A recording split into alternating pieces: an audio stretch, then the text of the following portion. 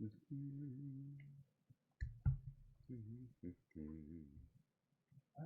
It's kind of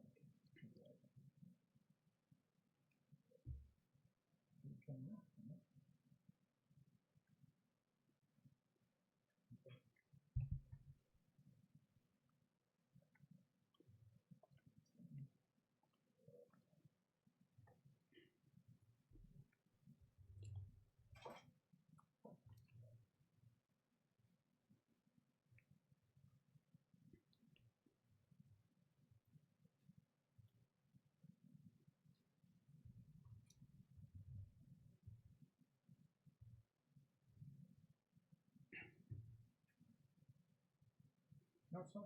Are you ready? Okay. We are getting started in just a minute. The sound you hear in the background is the fidgeting of the White House press corps. Front row doing a stand-up right now is here. I'll just go to it. Screw it. We don't have to wait. You guys don't have to wait. You're here. One of the hi everybody. Hi.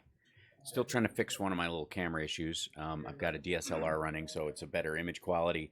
However, it turns off every 30 minutes unless I flick a switch. So that I have to figure out how to solve that. But in the interim, U.S. officials say they are monitoring North Korea for any signs about the health of Kim Jong-un.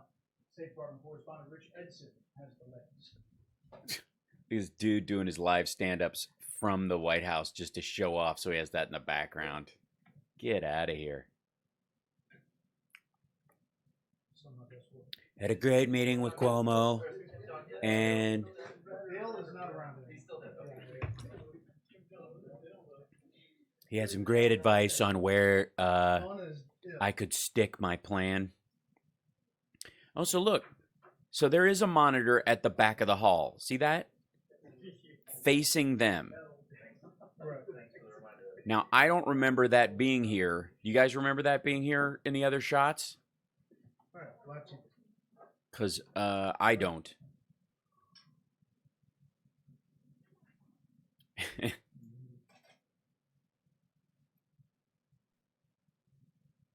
And anybody hear more on that live mic thing from John Roberts of Fox News? Because I didn't see it in my pre-roll the day before, but it may have been way, way earlier than Time turned on their cameras or any of these others. Okay. Well, yeah, maybe it's just so they see themselves. Maybe he likes to see himself reflected back. Oh, thanks, Amy K. That's awesome. Yeah, I should have Rocky Mountain Mike pipe some stuff through. I'll figure out how to do that. I know on Twitch I can, but it's not on YouTube or whatever. By the way, I'm not up on the other networks. I'm giving the YouTube crowd a first dibs at hanging out. I'm in a control room at the back of the room with 4 banks of monitors. Yeah, I know that, but usually they are for the people running the feed out, so they are faced towards them. This monitor seems to be turned around towards the podium for the first time. And it might just be that this is a further back shot, but I don't think so. I've been suggesting for a while that they get his speeches up off the podium and get him a giant monitor. Although I don't know if they've tried that, like, hey, let's practice with that when nobody's around. And it's just been a complete, like, turd fest, which is entirely possible. Hold on, I have to do some sound checks. 1 second. Yeah, that works. That one works. Success. There you go. That one was good. Well, that one takes a little while longer. Why is that? River. That's better. Okay. And Drop your shorts and bend over, Mr. Babar. Ding, ding, ding. What do we have for her, Johnny? Okay, those will work.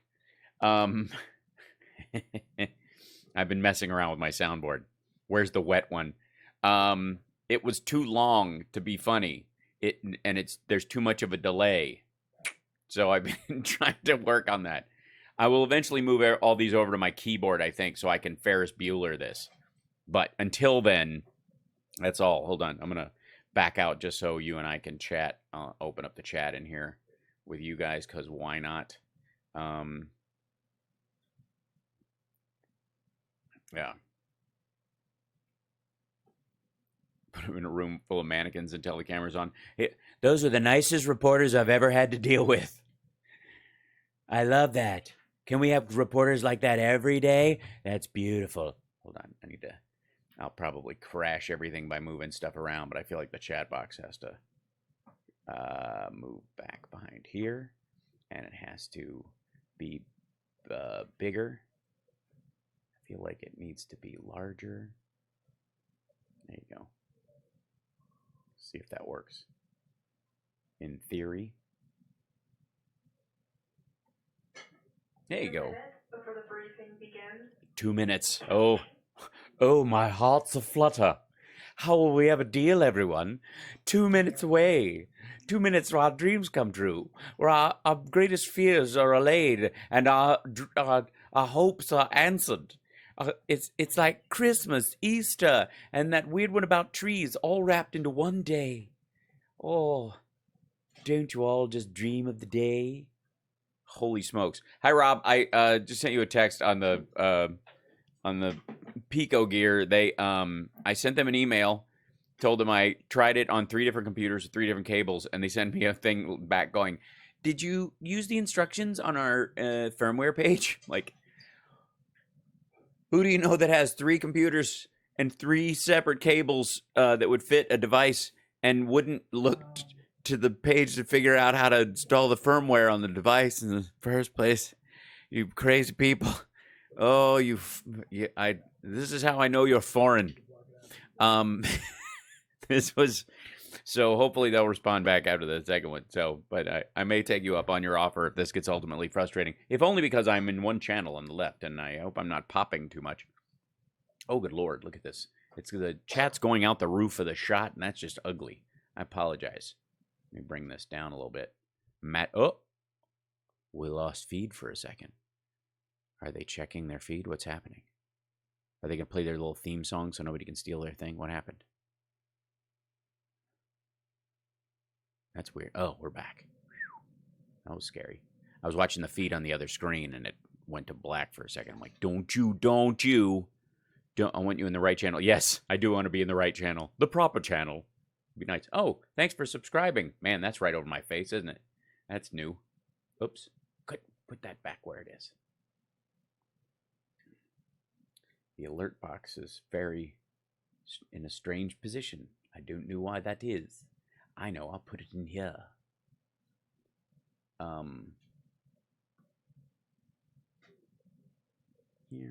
Like that.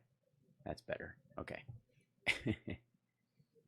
And if I go out and I have to, if my camera comes back or whatever, just scream at me in the chat room if it stays up longer than a couple seconds. Luckily, it makes an annoying clicking sign. Listen, it makes me a nice clicking sign, you know, when it tells me what's up there. How did I get a British accent all the time? How you probably explained this, but how come left channel only for your voice? Because I'm in a mono microphone through a really nice device, and sometimes really nice devices are so nice that they don't understand that most people would rather hear in stereo. It's a jerk move, but I will hopefully solve it at some point. I wish there was a panning level inside the Scarlett device. Wait a minute. Wait a moment. Perhaps there is. Oops, they're coming in now, so we'll solve that as we go, maybe. Maybe. I have so many devices running all the time, it's insanity.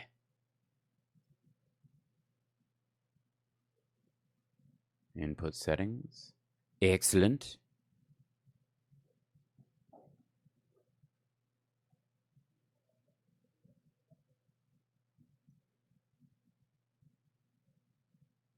Yeah, it won't let me. It'd be nice if it let me pan it a little. But I guess it doesn't want me to because it's it's very nice. It's a very, very nice device. I feel like in some ways I should be on the right side of the screen. Oh, here they come. Hold on. Hello, everybody. Well, thank you very much, everyone.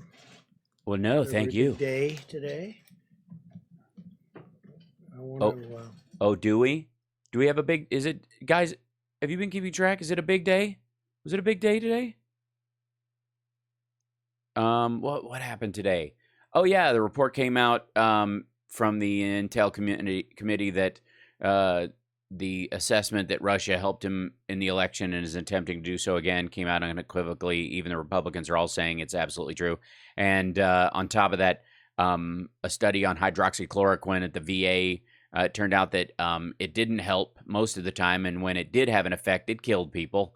And we still got 28,500,620 doses left. So still testing to do. Start by saying that our love and prayers of every American continue to be with our fellow citizens who have lost a cherished friend or family member to the virus. Why do you have to read this? Amidst our grief, we're making tremendous strides. Yeah, look up from the paper to say tremendous strides, but look down to say grief and read it with your finger. Against this Mnuchin's here today. We're going to have some good Mnuchin. invisible enemy. Look up to say invisible enemy, but you look down to say read with your finger to say to our grief. aggressive campaign against the virus and the extraordinary talent of our Sounds aggressive. Do you want to speak a little softer so that the virus doesn't hear you? medical professionals. Our mortality rate remains roughly half of that of many other countries and one of the lowest of any country in the world. Speaking of the lowest, And that's due to a lot of things, but our medical professionals have been incredible. yeah, I would say them and the American people sheltering in place, and yeah, you don't even make the list. Since we announced our guidelines on opening up America, as we call it, we say As we call it, what would you call it? What would as we call it, opening up America, which we would normally call opening up America, and we add the word a gun. I think we can add the word wait, a gun? We're gonna open up America at the barrel of a gun. Dude, hold on, I have to move this alert box because it's a little crazy and it's eating up a lot more screen space than it should, and it's being I don't mind it getting a little sassy. I'm for it, but we'll put it over someplace where it can do the most good. And thank you for the new subscriptions. And thanks for the thumbs up. And thanks for liking, subscribing. And thanks for hanging out. And welcome to the show. And sit back, buckle in, have a beverage. We're off to a big start today. I don't know if we'll get some questions about Mueller at the end, which should cause a panic attack. And I think his lips sweating already. probably again, but that's what it is. We're opening up America again. 20 What? Why would you why is it a big deal to throw the word again on it? states representing 40% of the U.S. population. Oh, he's a little raspy and tired today. What's up? Announced that they are making plans and preparations to safely restart their economies in the very near future. So that's 20 states. It's about 40% of our country. They're moving along pretty quickly. 3 announced today, as you know. And they're going to be doing it safely. They're going to be doing it with tremendous passion. There's Passion. Safe passion. Those go well together, don't they? Safe passion. That was my favorite romance novel. they want to get Safe passion. You know, had Fabio in the front of it, but he was wearing a hockey mask. back to work. The country wants to get back to work. A short time ago, the Senate passed the Paycheck Protection Program and Yeah, we do want to get back to work. We don't want to die. Healthcare Enhancement Act with additional funding for the Paycheck Protection Program, hospitals, and testing. Testing. Everybody was talking about stupid, the annoying ventilators, and now it's all for all of testing. them, especially for our workers and our small businesses. My administration has worked aggressively with Congress to negotiate this critical $482 billion funding package. We reached a deal that includes $382 billion in crucial small business support to keep workers on the payroll. Oh, the Democrats ended up doubling the number you guys were asking for. $75 billion to aid hospitals, which really need the aid, and very badly. Very proud of that. Are you? Really? Was it your primary request? No, it wasn't. Wasn't even in your initial request. dipshit. Thank you, Templeton. $25 billion Zarat. to support coronavirus testing efforts. I urge the House to pass the bill, and they're going to be voting on it, I imagine, very, very soon. I think while we're here, and so he's a very busy man, as you know, Secretary Mnuchin. He's Oh, yeah. Does he have another negotiation to get to? He can't hang around dick in hand like I do at this podium for 2 hours a day. going to be running back, so I thought we'll talk about that now, and we'll take a couple of questions on that, and then he can go and start Waste his time doing start what? phase 4 as the ink is drying. Probably they'll be voting tomorrow in the House, but shortly, and I think we have tremendous support.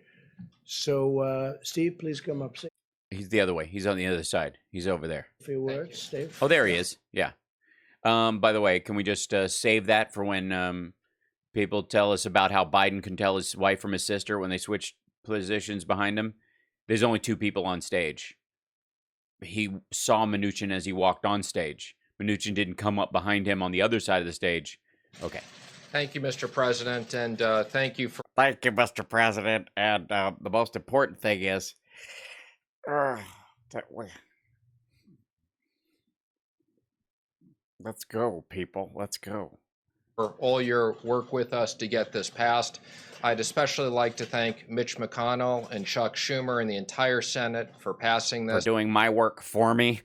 I'd also like to thank Kevin McCarthy and Nancy Pelosi, who have been working with us round the clock as well. And Because I'm hoping to have a job at Goldman Sachs after I leave this administration and not be sent to a prison island. our Chief of Staff, Mark Meadows, who was also very instrumental in this. It's so good. Mark Meadows, he only cried once. Let me just comment. We've had tremendous support for the PPP. This gives us another $310 billion for the PPP. We look. Which is weird. It says I only asked for $250 billion, and they gave us $500 billion overall. And then when it's funny because we only asked for $2.4 billion to fight this, and they gave us $8. And I'm the numbers guy. Forward to the House passing this tomorrow and being up and running quickly after that. This also gives us $50 billion. He's my hero. For disaster loans, EIDL loans, that will allow the SBA to make $300 billion of disaster loans, all for small businesses. That sounds reasonable. Also allows us, as the president said, more money to hospitals and unprecedented amount of money for testing. Yeah. And, why is it unprecedented? Stupid Democrats added it, but I'll take it. Oh, and, boy. and again, I think again. Understand hospitals, not only the hospitals that have been impacted by coronavirus, but more importantly, many hospitals that have been shut down, and making sure that the doctors and nurses get money. Yeah. If my wife doesn't get a regular Botox shot, she gets a little testy. I don't know about yours. Now, let me make just one more comment on the program. Oh, dude, don't just give us one more. Keep it going, big boy. We have over 1 million companies that have received this with less than 10 workers. So there is very broad participation. Yeah. How much did they get? $2,000? Let's see. Let's do the math. And who else? And who got $10 million and who got $500? And anyways, I was never good at this. You tell us. In really small business. I will comment, there have been some big businesses that have taken these loans. Yeah, which I'm for. I'm chubbing a little bit at the idea, but not now. I was pleased to see that Shake Shack returned the money. But Ruth Chris kept it, so I know where I'm eating tonight. Steaks around the table. We'll be putting out some FAQs. There is I got an FAQ right now for you. Certification that people are making.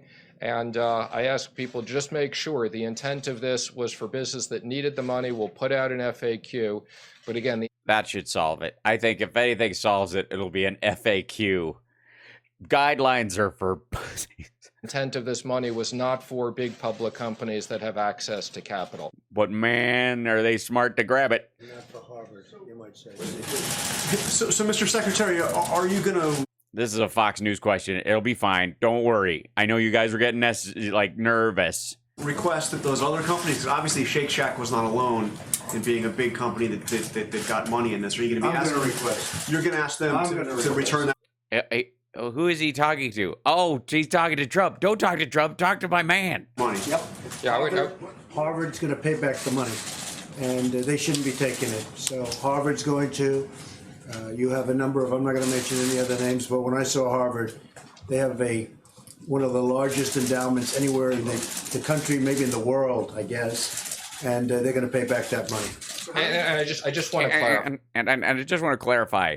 I consider Harvard a small business. Because certain people on the PPP may have not been clear in understanding the certification. So we will give people the benefit of the doubt. We're going to put an FAQ out. How would you know if you are a $400 million a year company and your CEO makes $22.1 million? How would you not know that you shouldn't get a small business loan for disasters if you have $200 million of operating capital in the bank and you've only been down for a month? I mean, honestly, anybody could make that mistake. Explain the certification. If you pay back the loan right away, then we won't be mad. Look, he's mad. I'm not mad. I get it.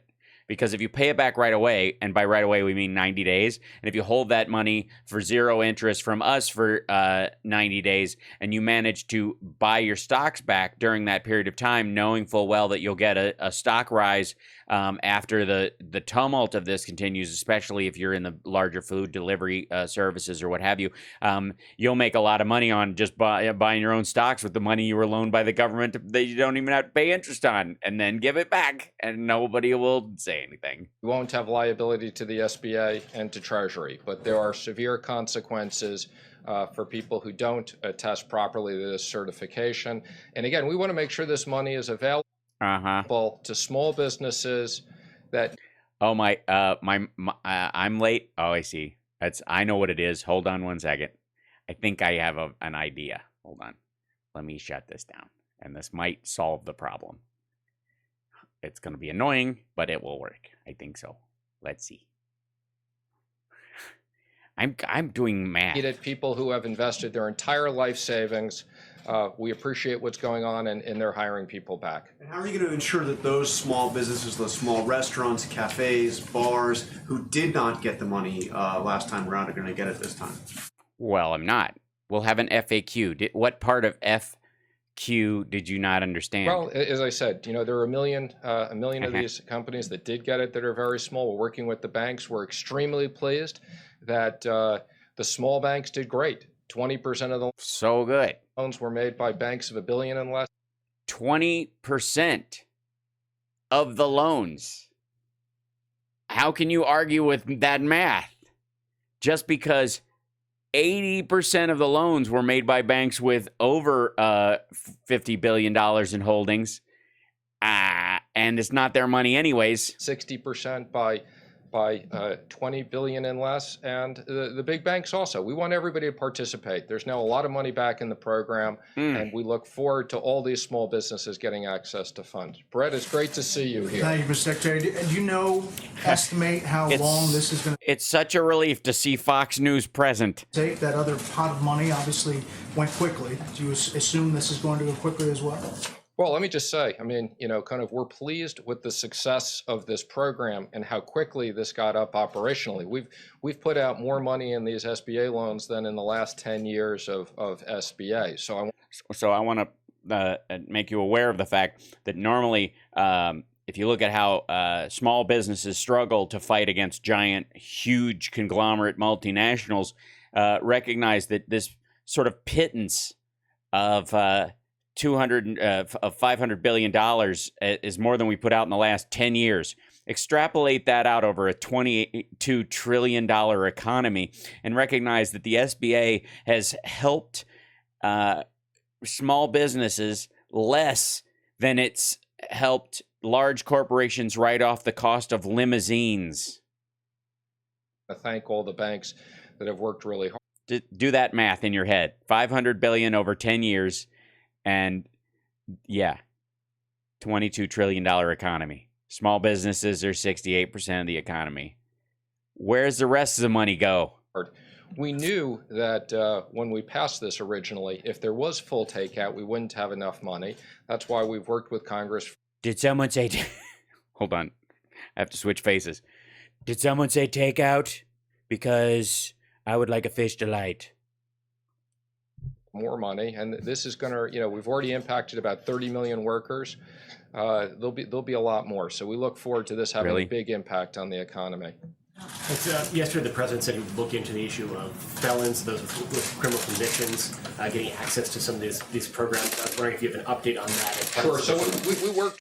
Oh my God! This is John Roberts' question from Fox News yesterday. With the White House on this, there were actually much more onerous restrictions in the SBA program. As you would. There were people who had misdemeanors that weren't allowed to access the program. It was much longer than 5 years. And, we very much, because of the criminal reform legislation that was passed and the work that's been done in the White House by Jared and others, we specifically designed the program, and the 5 years was significantly shorter than what had been done before. So we had already taken that into account. Consideration For now, we're not going to do that. But I want to just emphasize, we did take this into account. There were a lot of people that wouldn't have access previously, and we changed those regulations. Mr. Secretary, the president talked about a phase 4. I know we all understand. What's phase 3? Understand the circumstances and why businesses need this, but how many more phases can we afford to have, or can Well, they were innings originally, businesses expect? and there's 9 of those. Now they're phases. Let's see. How many phases did you guys go through in high school? I went through business hair, like Alex P. Keaton phase. I went through Michael J. Fox in Back to the Future, where I slept in my clothes and wore checkered overshirts. Hair metal wasn't really a phase. I'm not going to count that as a phase. That's a life.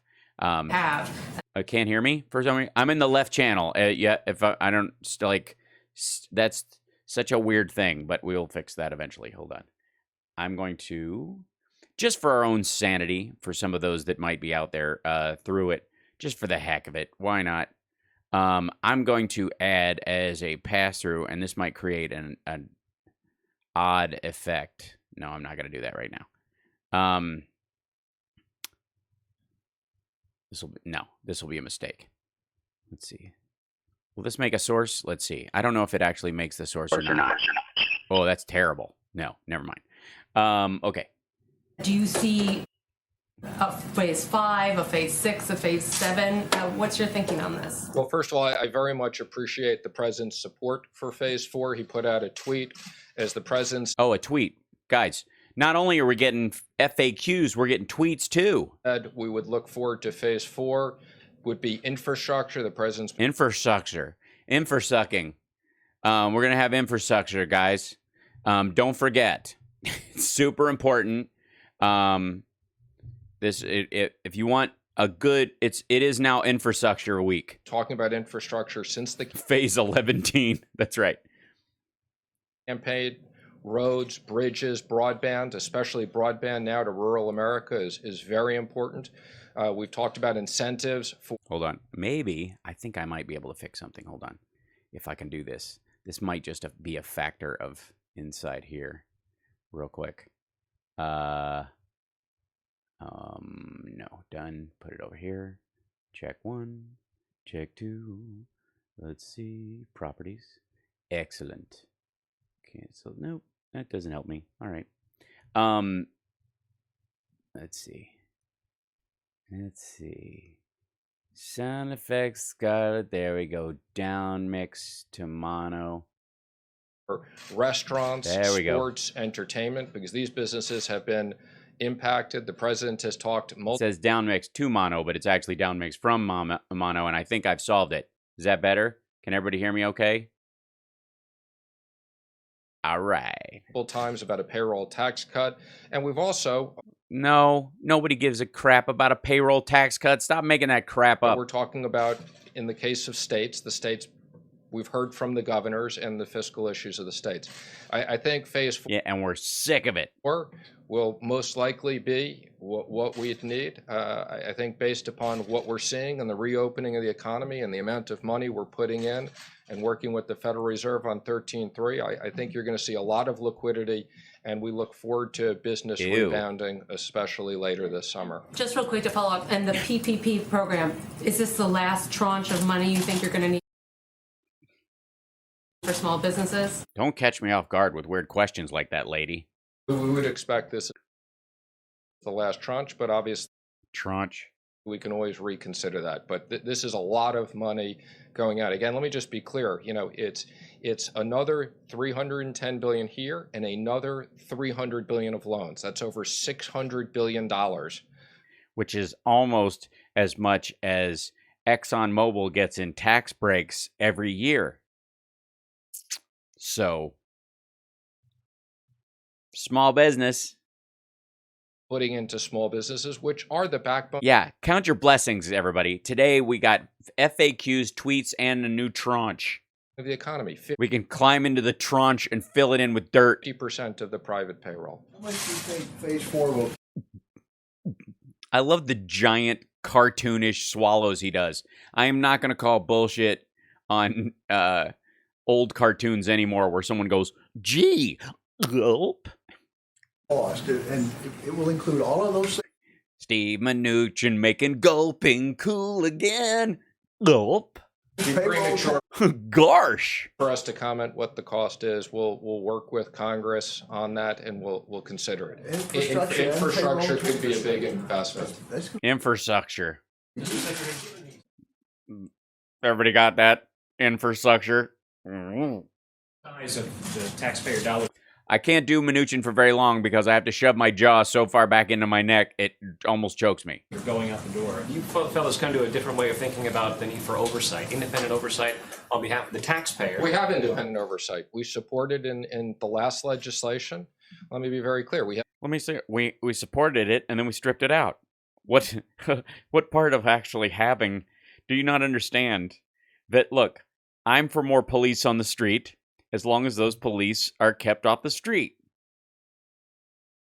That means I'm tough on crime. New Inspector General, the president has already picked someone for that position. Really? Yeah, and when do they get on the job? Probably next month? After the money's already out the door? Ooh. Look forward to the person being confirmed. Thank you, Jenny. I will invest that wisely. We have an oversight committee of Congress that many of them have already been appointed. And let me just say, we put up last week for full transparency. We had no obligation to do this. We put up... We have no obligation to do this. We're just the federal government using taxpayer funds. We don't have to do this. We don't need you, okay? Stop bothering me, okay? If my door is shut, it's shut for a reason. I'll clean my own sheets. You can go to treasury.gov. Full transparency on the money that had been sent out on the PPP across states, showing all the big lenders, how it was. Oh, yeah, I forgot I didn't bring up Periscope. You guys will have to join me midstream. Sorry, folks. I was just being on YouTube. Do I dare even go on Periscope for a second? Hi, Periscope. We're only on for a minute, and then I'm going back to YouTube. So if you want to join us, hop over there. There you go. Good stuff. Distributed. No one lender did more than 4%, showed the businesses. So again, the president and I don't have to tell you where the money went or where it's going, and we'll have an inspector in place after the money is gone. What do you want? I don't understand. Very much believe in full transparency. We're spending a lot of money. And yeah, we want you to be able to go to the bank where the money was sitting, and where there used to be stacks of money, you can see right through it because it's all gone and we have no idea where it went. Think of those pallets of cash in Iraq, but times 20.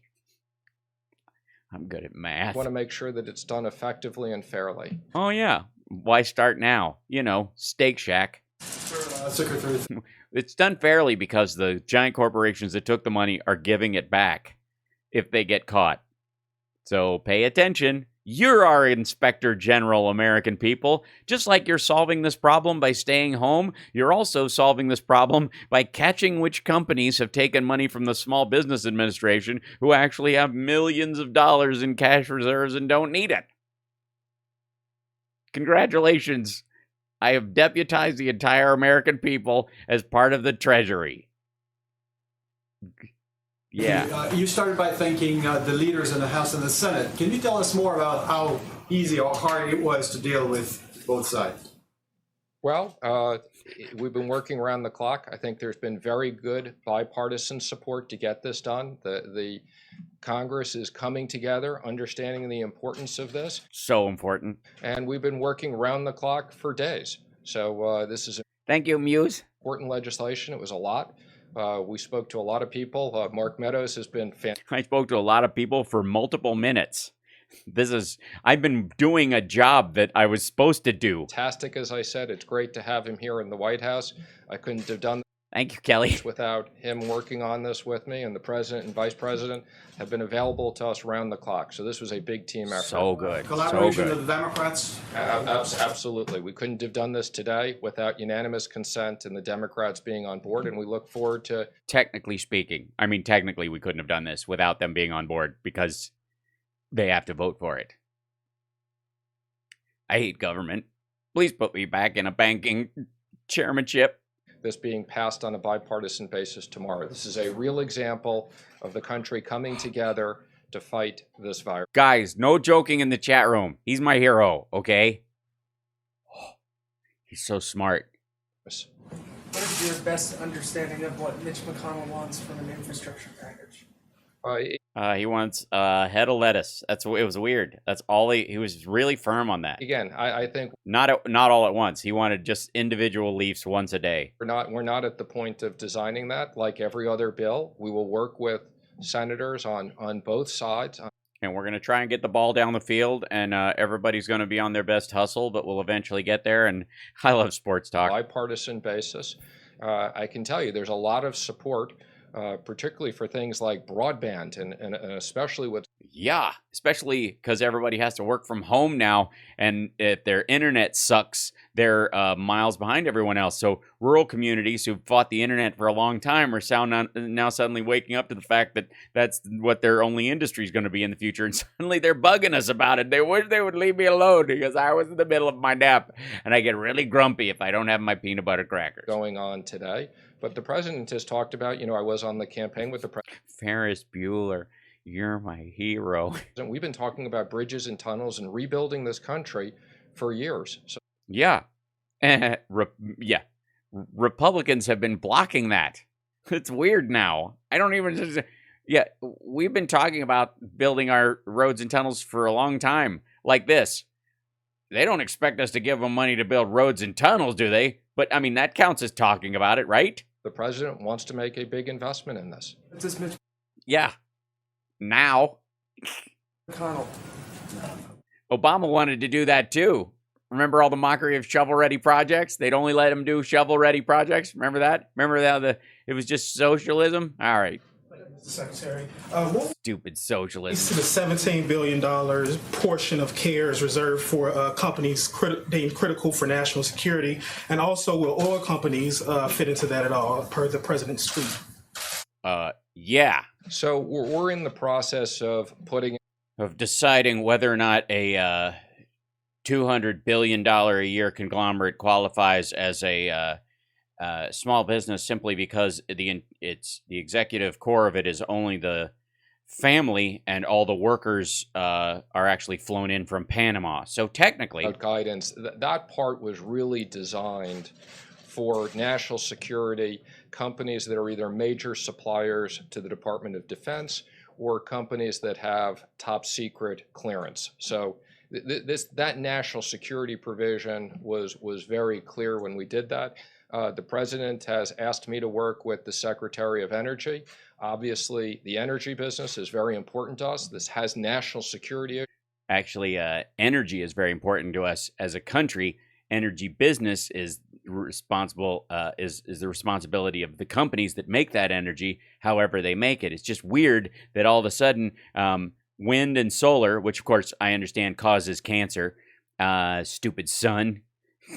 Have to go outside wearing SPF 7000, and stupid wind, bird killing machines that they are actually more profitable technically than oil and will be for decades.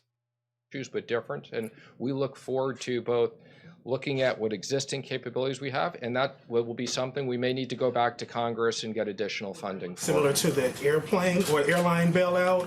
Yeah, basically. Yeah. We need, At all, or sure. It's a completely different situation. I mean, what you have with the airlines is, we had a thank you for when I play Mnuchin on SNL. Very, very good airline industry because of the virus. They basically shut down. We have a situation now with the oil business. Oil somethings. Partially because of the virus. And partially because of what I use to keep my hair like this. For less demand, but partially also because of too much supply. But, the president is determined we want to maintain our energy independence. And the president has asked me to look at all of our options. One of them is to allow oil companies to store their oil in these strategic reserves and then sell it at a later date so they can make a profit off the back of the American people instead of buying that oil at a premium during this period of time. So in case the American people are attacked or there's a problem in the future, that we have that available to us at actually a price of zero. But what we're going to do is it's basically like it's effectively just a tax break on top of a subsidy on top of a bonus payment. Sorry, I just chubbed a little bit saying those three things in a row. And we're doing that. Obviously, it's a pretty extraordinary situation where you saw the front month of oil futures trade negative.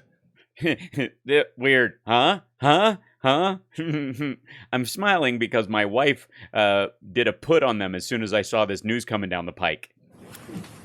Hi. On the issue of the fourth stimulus bill. I feel like the president. I've been up here so long. Is he still here? And aid to state and local governments.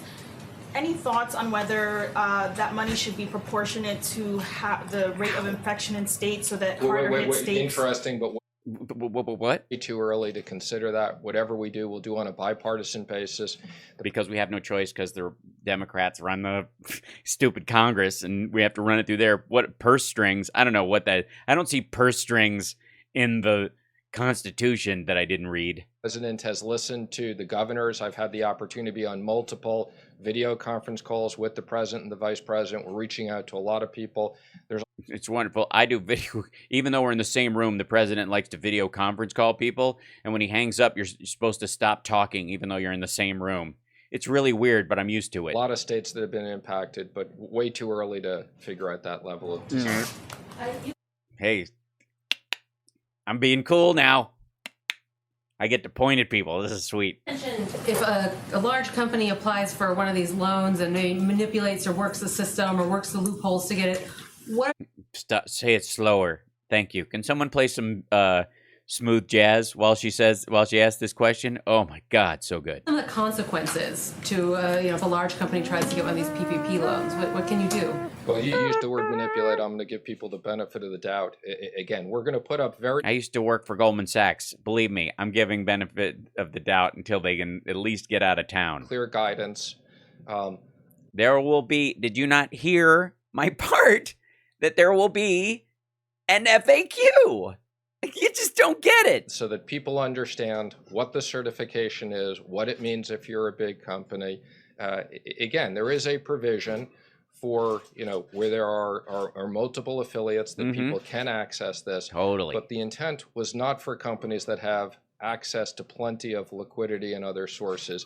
And again, if to the extent these companies didn't understand this and they repay the loans, that will be okay. And if not, there'll be potentially other consequences. Yeah. After there'll be a fine that is minuscule compared to the interest gains that they'll have off of having the money when they already have enough operating costs to begin with. And that money during that time will also not go to small businesses while it sits in their account, gaining interest or being used to invest and gain even more money. But okay. Can you talk about what those consequences could be? Again, a spanky. You can look at the certifications. They're licorice whips. They're quite significant. They will have no whoopee. Do you have an estimate of how many jobs have been saved with all the money that's gone out in PPP so far? All of them. I think all of the jobs have been saved. Every job has been saved. If you have a job, it's been saved. Even if you don't have it anymore, it's been saved. Well, I can tell you the PPP so far is over 30 million jobs. And again, that doesn't account for other money that we've sent out. And again, we're very pleased. The direct deposits have gone out. We've started sending out the checks.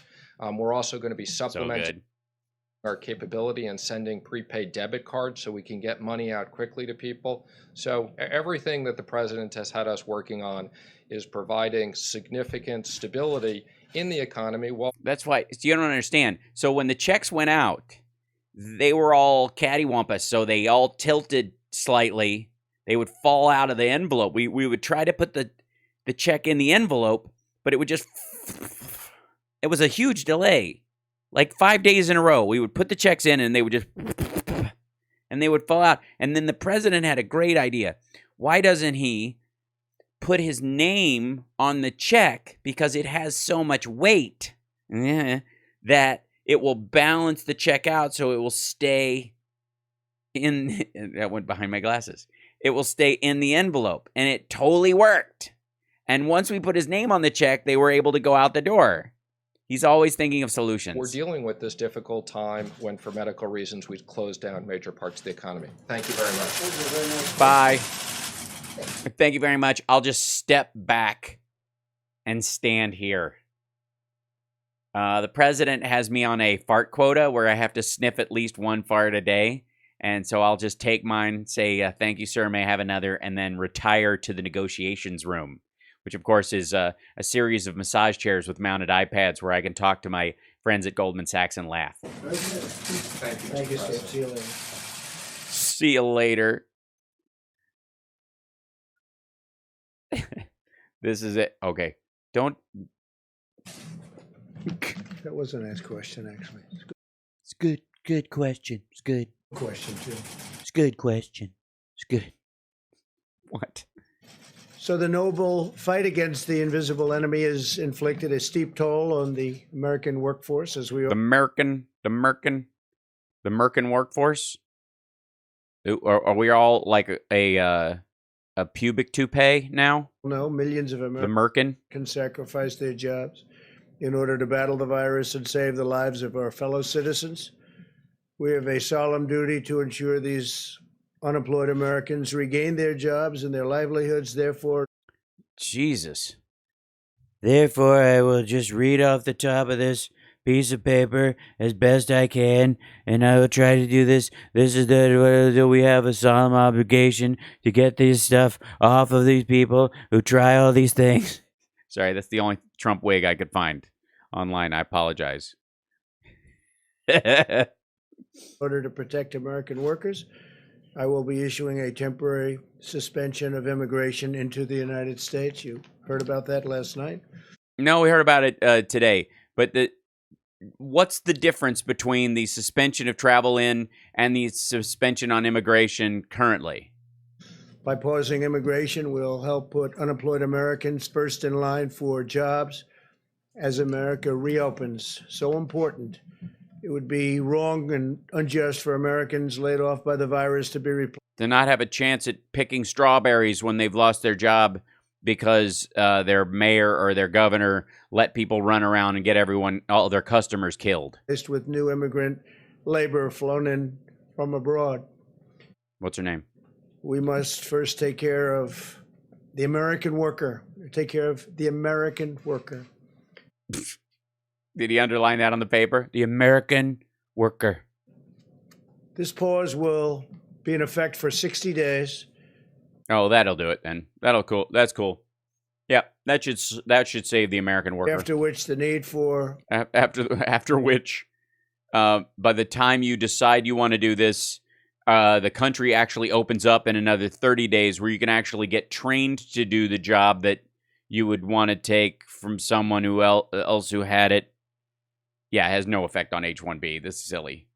That you'd have 30 days to start looking for a job, and then they'll just give it to somebody who's more qualified, who's coming in after that. Any extension or modification will be evaluated by myself and And Stephen Miller. With people. What group of people? Stephen Miller and his Jojo Rabbit Hitler that he talks to. Based on economic conditions at the time. This order will only apply to individuals seeking a permanent residency. And if he wasn't an awful person, this would actually be a cure for insomnia. You dare not drift off to sleep for the nightmares he will create. But for crying out loud, this would be... Hold on, I gotta move to see if this helps with our picture. 1 second. Other words, those receiving green cards, big factor. We know what you mean. Will not apply to those entering on a temporary basis. As we move forward, will... Huh? Wait a second, what? It won't apply to stuff working on a temporary basis? As we move forward, we'll examine... Up. Run that again. This pause will be in effect for 60 days. Okay, pittance. After which the need for any extension or modification will be evaluated by myself and a group of people. In consultation with a copy of Mein Kampf I have on my nightstand. Based on economic conditions at the time. Yeah, within 60 days. What will be the economic conditions in 60 days? Dude, it's totally fine. It will only apply to individuals seeking a permanent residency. In other words, those receiving green cards, big factor, will not apply to those entering on a temporary basis. So temporary work visas, you mean people who come in for seasonal work, the jobs that are open most frequently? As we move forward, we'll examine what additional immigration-related measures should be put in place to protect U.S. workers. We want to protect our U.S. workers, and I think as we move forward, we will become more and more protective of them. So protectionism, that is now the Republican standard. Pause on new immigration will also help to conserve vital medical resources for American citizens. Yeah, we can't have all these sick people coming in from overseas. A short break from... Like all the countries have fewer cases than we do. New immigration, depending on the... By the way, they just heard about Mexico's spike in new cases. That's part of what this is. Time we're talking about will protect the solvency of our healthcare system and provide relief to jobless Americans. Today, Vice President Pence visited the hardworking men and women of... God, get another tone in your voice. General Electric Healthcare in Madison, Wisconsin, who are working 3 shifts a day to quadruple their production of ventilators. We're way ahead of schedule on ventilators. No, you're not. You're not way ahead of schedule on ventilators. You made up a schedule. You know, that's why it's never brought up by the media. They don't like to... They don't like the what? They don't like the what? The states went and solved it on their own. Bring things up when we're doing so well. GE is also working with Ford to make 50,000 ventilators in the next 100 days. Fixed it. Sorry. See what I mean? More than our entire country typically produces in a very long period of time. What? How much time? How much time? And what's different about the ventilators now versus the ones that they normally make? The intubation-based ones or more CPAP machines? Are they varying the quality? Are they... do you have any idea what the shit you are talking about? Doing that in a matter of a few weeks. Okay, good. You got that, guys? Put that down on... does anybody... Okay, so his map is New York, New Jersey, and a lot of other places. His idea of the rest of the world's map is Russia, Iran, and Europe, and a bunch of other places. Is his calendar just a series of, like, 3 jagged lines in a relative box that just say short period of time? In a few days. Okay, went from a short period of time to a few days. Earlier today, I had a very... Yeah, the UAE. I forgot to mention them. A productive meeting with Governor Cuomo, as you probably saw. No, we didn't see it. We heard.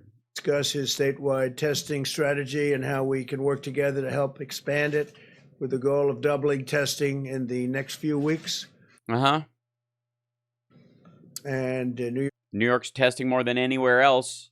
So New York doubling their testing would satisfy their needs. The problem is you need to double testing for the nation as a whole, and then double it again 2 days later, and then double it again. You need the rise in testing to meet or match the rising case rate. State will be until such time as you get a hang of it and the case numbers go down.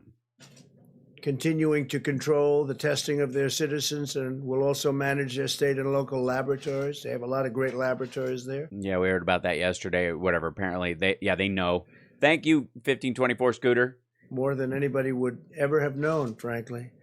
The federal government will work along with the state on the national manufacturers and distributors.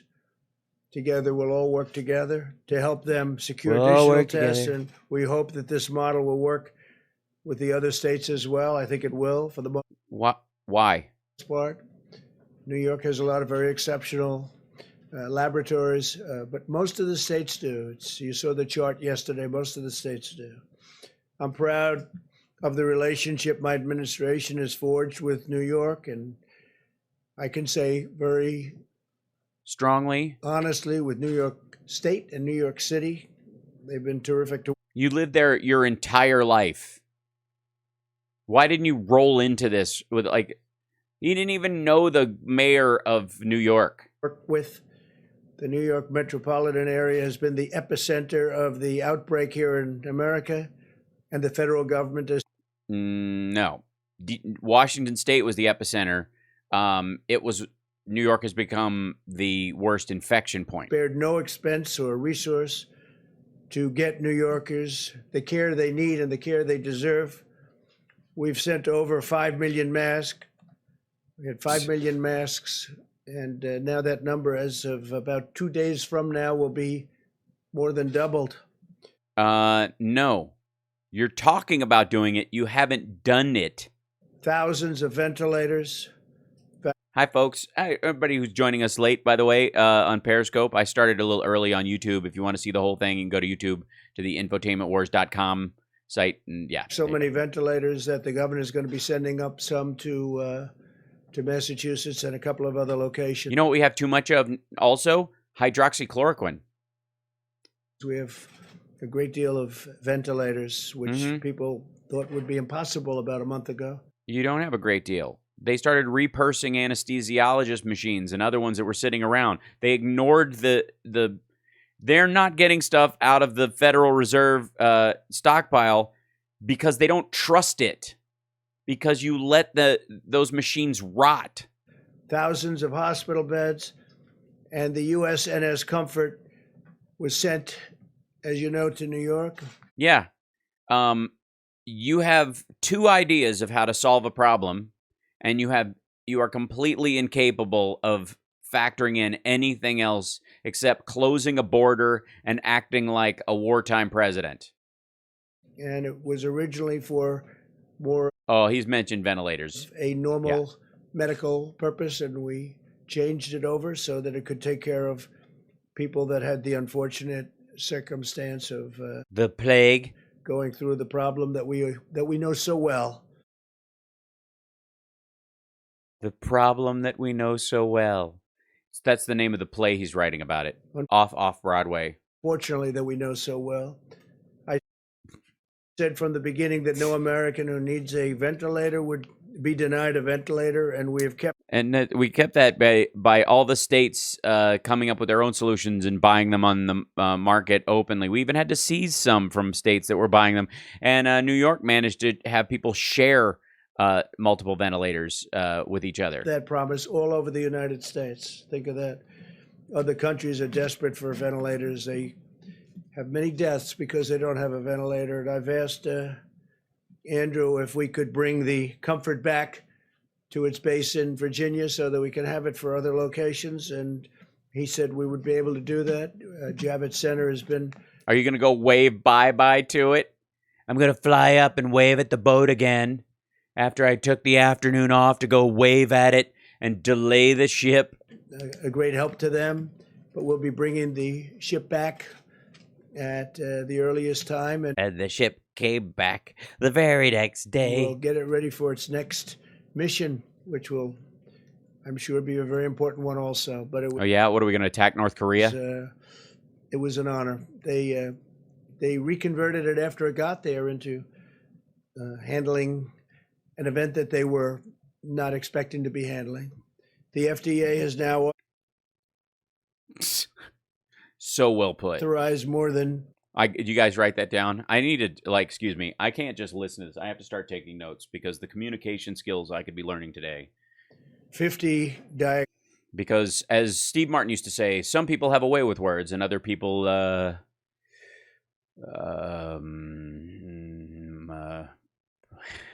no have way, I guess. Diagnostic tests, including as of late last night, the first test that a patient. It's a taste test. We're getting a new taste test. Do you like the new Diet Pepsi or coronavirus? Honestly, Steve, I can't taste the difference. And take home.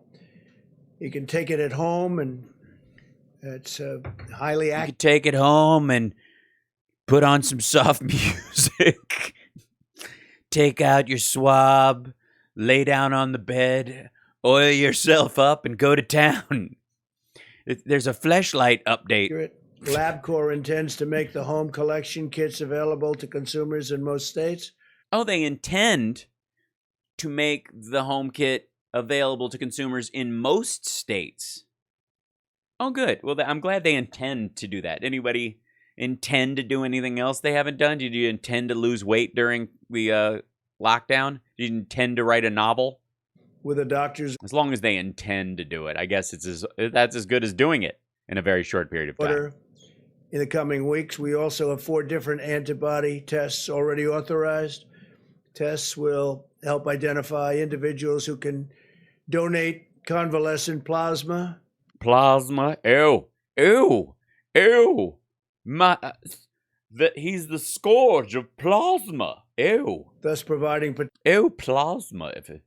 Potentially life-saving. That's from a man who grew up his entire life talking about the plaza in New York. Antibodies to American patients.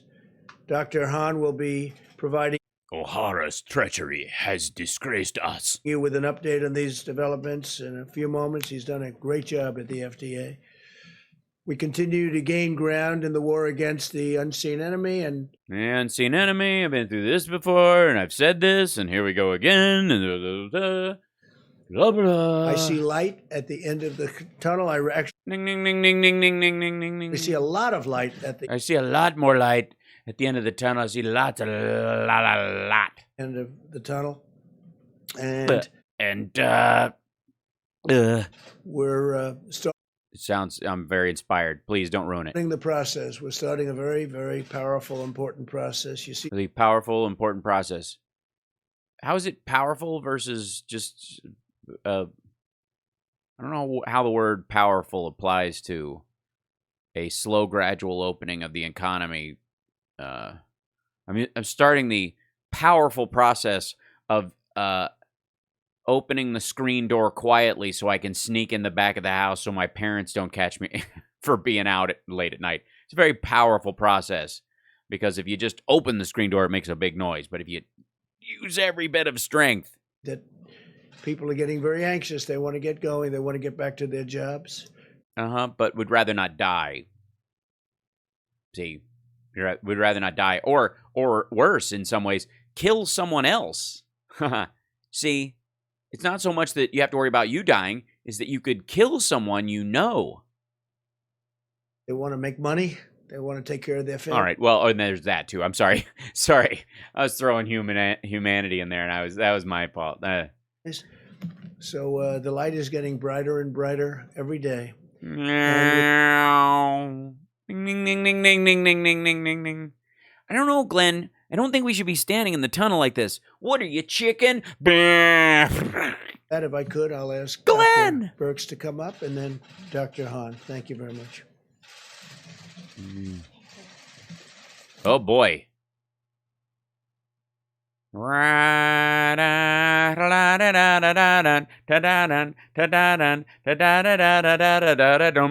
bonk.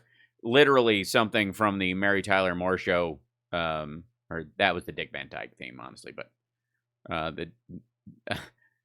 I mean, literally, this is like off the rack from That Girl. Thank you, Mr. And the scarf is I don't know, straight up 1974 carpet colors. President. So I don't know if you want to do a faded green when you're trying to reopen are these your spring colors to help launch the economy? looking at all of the information across the United States, we do see improvement across all the large metros. Yeah, the big cities that have taken care of it. That's not the problem. It's all the dumbass rural rednecks who've been coming out thinking, this ain't a problem around here, man. We ain't got it. I've had this cough forever, man. You know that we've been talking Fauci's not there, I don't about think. the New York metro area, New York City, Rhode Island. Yeah, where they've been taking, you mean the 6 states that said, screw the federal government, we're going to take care of this ourselves, and they block together and they have enough money in those areas to finance their own needs during this time? Connecticut. Like California with the enormous budget that it has is, 8th largest economy on earth? Long Island, and really we do start to see improvement there, and we see improvement even now in Rhode Island and Connecticut. Yeah, those states that bonded together. Thank you, Patty. The Detroit metro is doing quite well with significant declines now. New Orleans is nearly back to their baseline of where they started for new infections. Yeah, because everybody who was there for Mardi Gras took it back to their states. We also are seeing Visit point. improvements in Chicago and Boston, and that has been a great concern for us over the last several weeks, but they appear now to be flattening. Both also Philadelphia. Let me guess, remdesivir and not using, pausing on the use of intubation, using oxygen treatments to its max before they start intubating. Is it that, or is it because it's a very strong opening? I'm sorry, it's very strong. And Houston, Atlanta, It's bullshit. Nashville, Baltimore, Indianapolis, and St. Louis also appear to be flattening. The DC Appear to be flattening. Appear to be flattening. Well, that's as good as flattening. They just appear to be flattening now. metro area, we don't see a decline yet, so hopefully all of you are still social distancing. They don't see a decline yet? No? You mean it's still on the rise? And doing everything that you can. I wanted to remind everybody of 2 points. Okay. One is pale greens and powder blues don't go together normally, but if one of them is a metallic, it gives it enough bounce. When we brought up and the president put out the guidelines for opening up America again, it was very clear to use data and to really work together to try and design a jacket that has lapels like a cuttlefish. mitigate against any resurgence. And also Thanks, Rob. critically to That's awesome. What are you cooking? You got to let me know later. protect the vulnerable. I need, I'm doing mashed potatoes and salmon as kind of a layered protein and carbohydrates mix. And then I've got to figure out dessert. I think I'm doing a pie. And thank you, Kurt. What we're seeing across rural America and in some of the smaller population states is we're still seeing outbreaks in long-term care facilities. Uh-huh. Yeah. In what states? And we asked in states that think this is a hoax still? everyone in phase 1 to make sure that how many of those assholes at those protests know or live with someone who works in a long-term care facility? continued their social distancing in public to ensure that the vulnerable with comorbidities and other conditions and among the elderly were staying at home and making sure we're still providing. And all those people who don't know they have a comorbidity until it's too late. And by the way, it is now an irrefutable medical fact currently that the majority of the people that die from coronavirus, from COVID-19, do not die with COVID-19, but because of COVID-19. There was this whole idea that, well, they were already on their heels, that, like Bill O'Reilly mentioned, where they're going to die anyways. This was just a little bit of a tip up. I have no problem with their jacket at all. I'm just fooling around.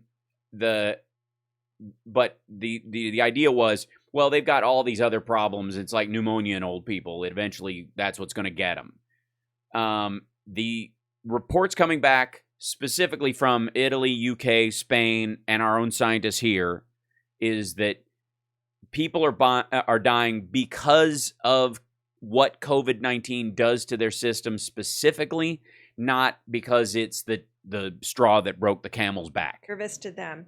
But as individual Americans, as we begin to open up, we also made it very clear that individual Americans need to continue all of their hygiene pieces, ensuring I've been hygiening my pieces.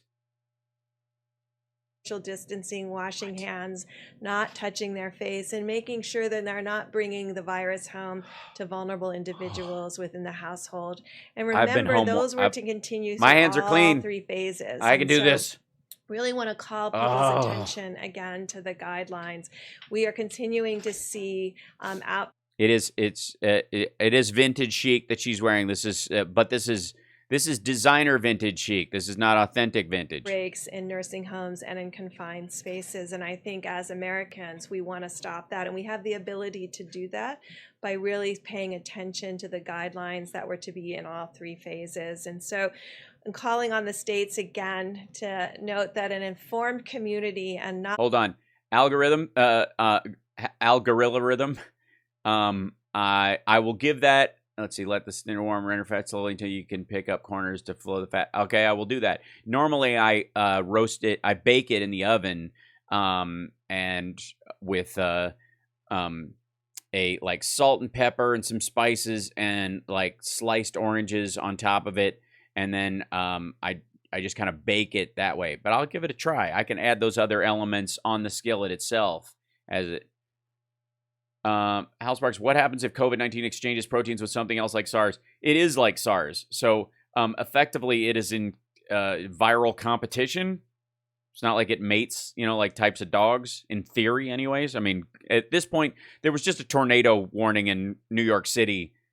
So anything could happen. Like 2020 is just being a dick. Eligible community is a protected community. At this point, COVID-19 could grow horns and start piercing everyone's bowels on its way out the door. So make sure all of your states have your cases up, visible to the communities so they can make decisions and about who to hang out with and who's.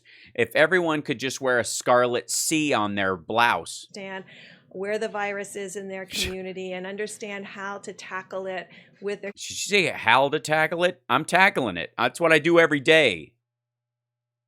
State and local government. Sam Hill? This will be absolutely critical. And the surveillance... I'm absolutely critical of you guys. ...that we called for to find asymptomatics before people get sick as an early warning signal. How can you have an early warning? Yes, that's what we need, guys. Asymptomatic signals as an early warning sign of signaling that someone has no symptoms. What the shit are you talking about? Literally the only way to deal with that is testing. What are you talking about? We asked for those to be in the... Honest to God. That is... Yeah, I think we need, like... If everyone could just have a small... If we could just make a scar right here, something like that. Like at the end of Inglourious Bastards. Federal clinics in our inner city, more vulnerable areas, among indigenous populations, and of course in our long-term care facilities and prisons. We really want to support...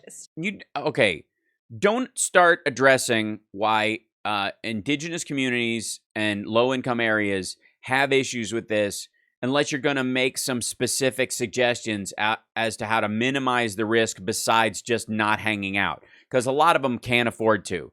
They live in tighter knit communities or more to a house, and or in the case of reservations and those type of indigenous lands, they're all packed into one trailer or one small house, and there's no one for a long ways. And if one person gets sick, it's a long ride in a car with a sick person to get help at a second-rate facility, quite frankly. And local government. Deal. Figure, like, where's the map for that? Like, nobody needs a frigging map for where the labs are, like they showed us yesterday, just to shame the friggin' people in the governors. That's what that was for. That was what it was for. That was to shame the governors and make it seem like it is not his fault. What they need to do is go, indigenous lands have these medical facilities that are available to treat these certain things, that do have the level of technology to treat these things, and we're making them available. And we're working with tribal leaders and others to provide free transportation, 911 calls past the normal arc of what the tribal community might have, to expound on their response ability in these situations. And if you're going to talk about people in low-income housing and the like who are exposed to this, who can't get away from each other, start talking to them about health factors that we know that will benefit them, like increasing their vitamin D. That helps your body respond to respiratory infections. Is it a cure? Will it prevent it? No, but it will raise your body's immune factor to be able to fight it better. So in the worst case scenario that you do get it, you may get it less and not require hospitalization and get into that cascading area where you'll need to. But people are just governments to move forward on these critical monitoring to protect individuals that may be in the most critically vulnerable states. Then tell them why and what to do. That's what you're there for. They know. It's like, I know I'm vulnerable. We will. Why are they treating us like a drunk girl in a short skirt at a frat party, and they're on television wagging? You might not want to be drinking so much and dress like that if you're in that situation. Continue to see mortality and deaths among our American citizens, particularly in the cities, as they begin to move past peak, because deaths will lag. And so we really need to continue to deaths will lag. Unite. And that's the problem. It's all these poor people that are lagging the death.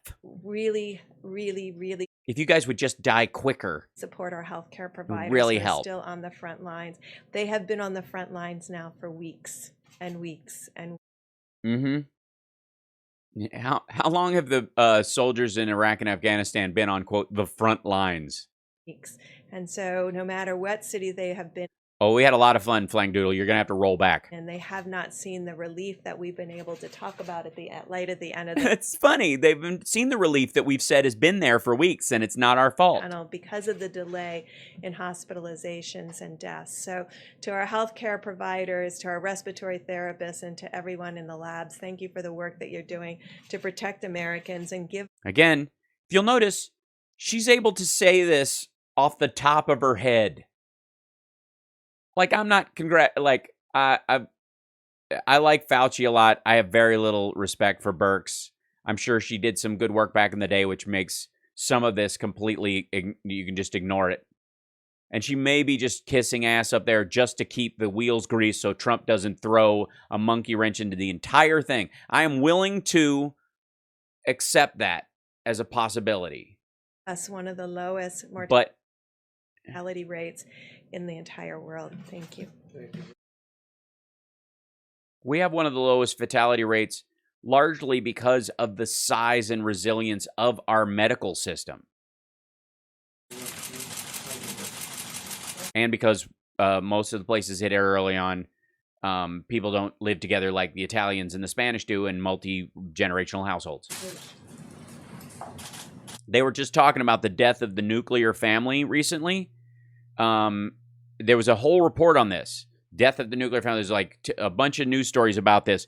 It is because that separated the multi-generational houses, into specific zones of stuff that the kids don't stay in forever and they move out and they form their own houses. And the idea was, that's what the American dream was, based on the nuclear family, and that's got to go. Ultimately, it's the existence of the nuclear family and how single people live, quite frankly, and outside of major metropolitan areas that are responsible for some of the ability to stop the death flow that Italy wasn't able to do. Thank you, Mr. President. And he was in a hurry, whatever. I just want to. He's the Kramer of the setup. Go what Dr. Birx said just a few short months ago. I was one of those doctors on the front lines, and yeah, you've said this a couple times. I know how terrific they're working. and how well they're doing for the Yeah, they're running there. They throw on their gear and they're like, ah. American people. I've seen the mime. Shout out to them for just the wonderful work that they do every day. So President Trump asked the FDA to remove all unnecessary barriers that were in place to help with the development of both diagnostics and therapeutics, and we have done that. I'm here to give you No, you haven't. No, you haven't. Update on FDA's efforts around the only thing this White House has ever done that's even an active choice is the choice not to be an extra barrier. That's it. The only thing they could have done in this circumstance is to slow any of this down. That, you know, all the stuff that the governors are doing, all the stuff that the labs are doing, all the stuff that the private industry is doing to create PPE or modify stuff or create ventilators on their own or all that shit. The only thing they could have done is to be total assholes about application of FDA rules. And no one would do that. Again, this goes to this whole nonsense about how Trump is like, if we hadn't done anything, there would have been millions dead. Like doing nothing is an actual option. How are you embarrassed? Like it's like literally if somebody was drowning and 3 people jumped in to save that drowning person, and then as soon as they got back and you were yelling at them not to do anything, leave her in there. She's not drowning, she's messing around, she's not really drowning. And then they went, no, I think she's really drowning. And they jumped in to save her.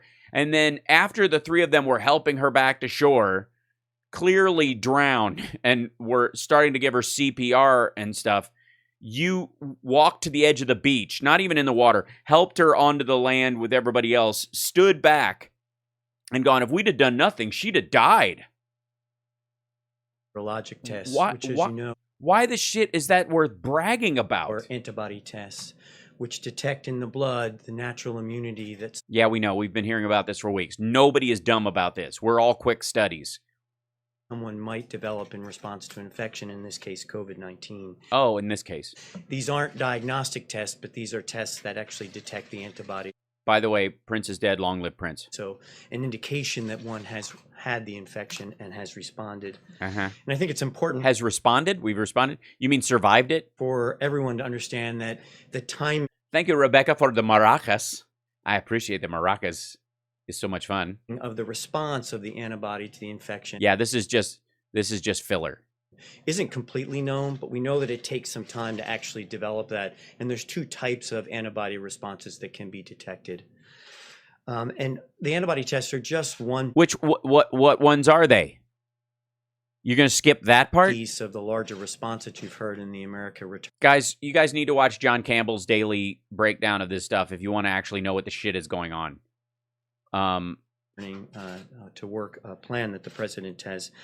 He's a British doctor. He posts information every single day. It's so much more useful than this horse shit. I mean, not what I'm doing. I mean, what they're doing. What I'm doing is incredibly useful. I'm salvaging souls. I'm helping people make it through this. With task force has developed. I'm helping myself get through this, which even in and of itself has value. And this pandemic is truly unprecedented in nature, and you'll see reports. No, it's precedented. There's precedent. There are bad precedents in terms of when we were... Oh, whoops, hold on. My little camera dumps out every single time. I have to reset it. There's multiple precedents. There's the Spanish flu, which is a terrible precedent. But before we had any of the technology we're using today to track and trace, or the lab availability, or any of even just the availability of personal protective equipment that's disposable and not reusable, like the president was talking about. I don't know why they don't just keep using it. I don't see any germs on there. They're not like spattered with blood. Well, that's how it was in both the tuberculosis epidemic, the white plague, they called that, and the Spanish flu. Those are 2 terrible precedents that didn't work out well, largely before we had the technology we have. Then you have Ebola and H1N1. That's another precedent. Ebola killing way fewer people. H1N1 killing way fewer people. But then that was another administration, and they responded well. Around the world of different antibody tests that have been used. And I think that's a reflection of the fact that we're just learning and beginning to understand what that response looks like. And many of these tests have different characteristics that allow to detect at different points in the infection. I do want to address one issue that we are laser focused on at FDA, and that is in an effort to provide laboratories and healthcare providers the early access to tests. We issued a policy earlier in March that allowed test developers the opportunity to quickly get their tests to market and address the needs of the nation as posed by the epidemic. As opposed to? In March, we provided this regulatory flexibility to manufacturers, and here's what we required of them.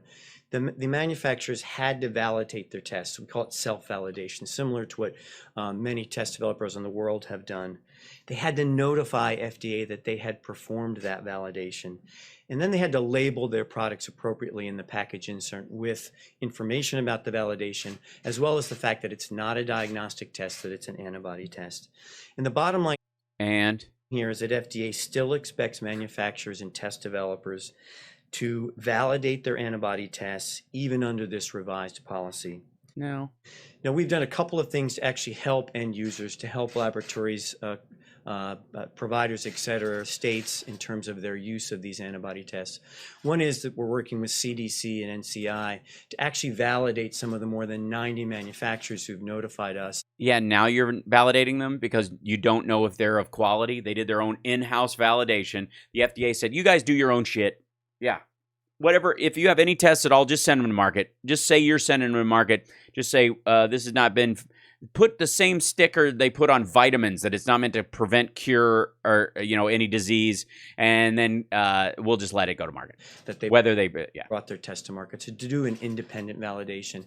And that process is going. We expect to hear more information this week about that, and we will provide that information in a transparent manner. You're expecting to find out whether or not these tests have been valid? So how the hell do we know how many people have tested positive? This would be the difference with it being, a 0.1 or 0.3% death rate versus a 1.2%, which is what it's currently at, or a 3.7%. We also want to go after anyone who is Yeah, just make your own test, and as long as you said, I made my own test, then you can send it out. The test has been authorized or has been approved by the FDA, but actually hasn't. And we've authorized 4 applications for antibody tests, and 140 test developers are pursuing applications for us as we speak. So it's not okay for someone to say that a test's been authorized or approved by FDA when it hasn't. Okay, so that's what this is. This is about the frauds that were out there. And we are pursuing them both by direct... Look, let me pat myself on the back for letting everybody just judge their own tests to see if they're effective. And then afterwards, it's not okay if they say, we said their tests are effective. We just said they're allowed to send defective tests to the market if they say they're effective. Get me? Contact with the manufacturers, but also at the border. Jesus. And so we have increased these interdiction efforts, and we will continue to outreach and do that with the manufacturers to make sure that we provide the most up-to-date information to the end users of these products. Yeah, that's a great idea. We will continue to make all of our efforts, both in the diagnostics and the therapeutics, to help America open up again. Thank you, Mr. President. Thank you very much. Dr. Hahn?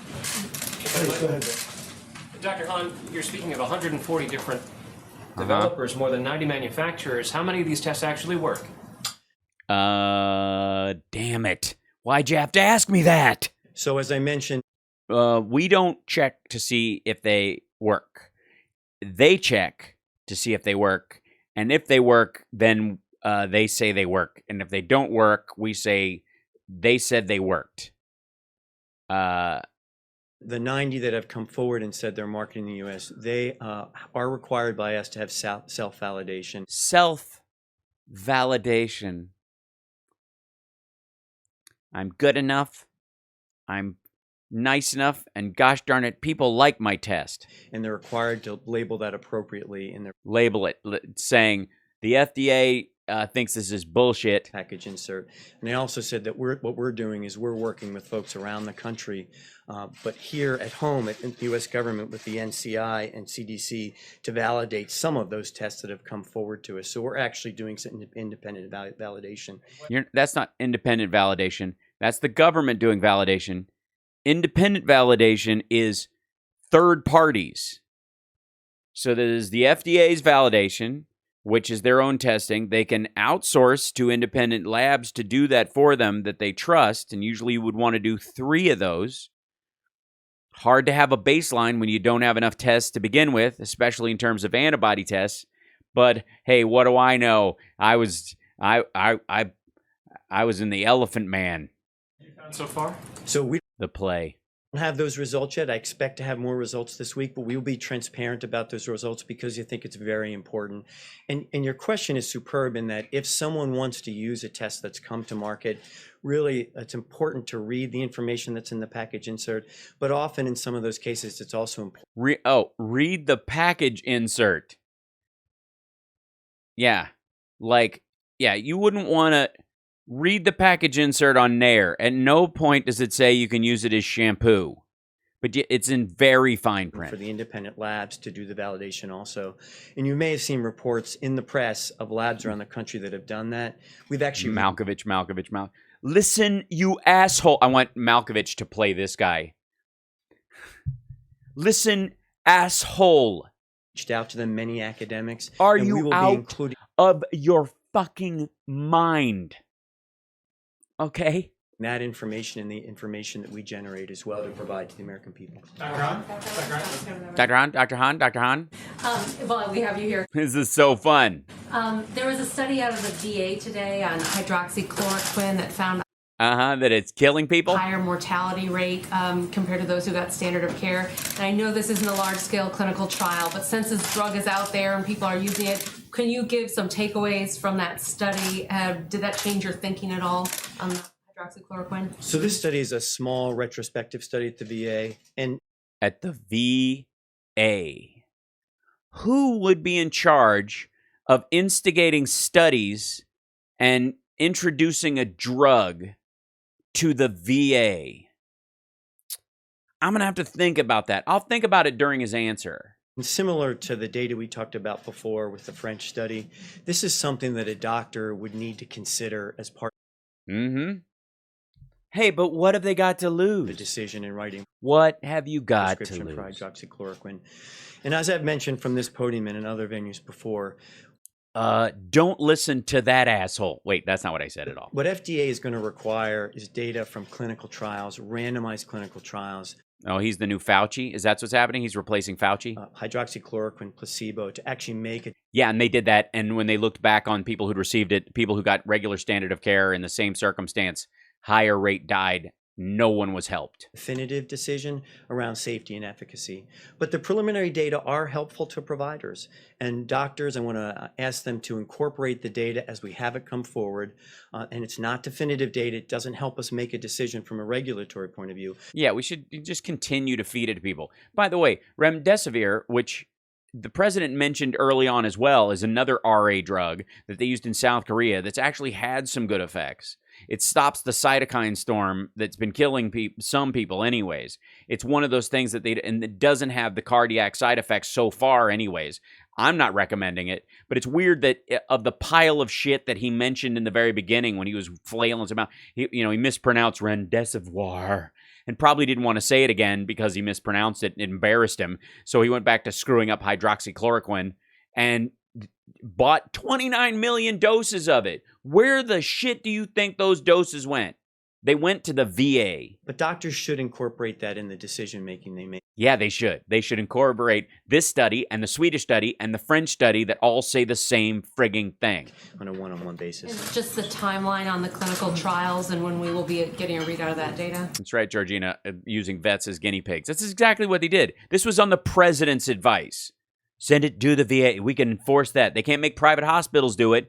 They can't even make public hospitals do it. You damn sure force the VA to do it. So the good news is we have over 30 clinical trials. Now the settings are very different. They're in the outpatient setting, they're in the inpatient setting, and also I think very importantly in what we call the post-exposure prophylaxis, meaning if you're a healthcare worker or a frontline provider and you've been exposed to the virus, take the drug for a period of time to see if you can prevent the development of illness related to the virus. So all those trials are in progress and will probably be early summer before we get a readout. And Mr. President, if I can pick We've gotten a readout. We've got multiple readouts. Other states are ahead of us. and all of these tests, I want to say, are in addition to the tests that we already have. And we have What? Okay. These new tests are in addition to the tests that we already have. This is going to be good. tested more people than anybody. Oh, he's talking about the other test. He's not talking about hydroxychloroquine. That's weird. Why would he drop that like a hot potato? In the world, by far, by very Where are those 29 million doses? far. Mr. President, if do I you can, have a question? well, I think you wanted to follow up on the Fox News. The hydroxychloroquine, I'm wondering if you're concerned, this VA study showed that actually more people died that used the drug that didn't. And I'm wondering if Governor Cuomo brought you What have you got to lose? back any results. No, we didn't discuss it, and I That's weird. I didn't even hear about that. don't know of the report. Obviously, there have been some very good reports, and perhaps this one's not a good report. Perhaps it helped no one and killed people. But we'll be looking at it. We'll have Well, how long? How after you've doled out 29 million doses of the shit? a comment on it. A panel of experts at the NIH is actually now recommending against the use of hydroxychloroquine Really? I don't have a There's a panel of experts. Deep state. in combination with Z-Pak, which is something you've Well, we'll been take a look at recommending. that. We'll take a look at that. Asshole, he's not informing you of that. You're not at a meeting. This is your press conference. Why is the press telling you shit the National Institute of Health is teaching? What the hell is this? I'm always willing to take a look. Brett? No, you're not. Or you would have seen this already. It's the NIH, the National Institute for Health. How is it? Whoops, hold on. I fixed a page, 1 second. Subject, you were signing of the executive order. When do you plan to do that? The executive order will be, it's being written now as we speak, probably tomorrow sometime. So will it have exemptions in there for We'll have certain- certain exemptions because you're going to need certain exemptions, but we'll be notifying you tomorrow. We'll sign it most likely tomorrow, being drawn now and tonight. And it's something we have to have in this country. Okay, so they don't have it written yet. He's going to sign something tomorrow. He has no idea what's in it, and he's still in negotiations about what it is or whether it even helps.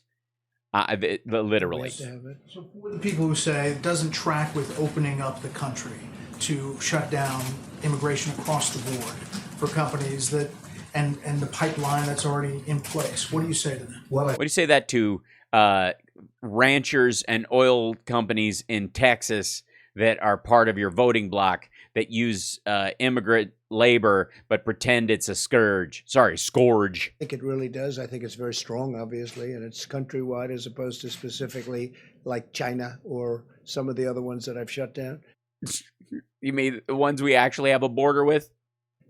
We're going to see it. You'll see a You only stop people from there to getting non-resident visas. very accurate definition tomorrow after it's completed by the attorney. We'll tell you what, we'll have an accurate definition of what's in it after we sign it tomorrow. Last thing for me. Bill, tell me what's in it after I sign it.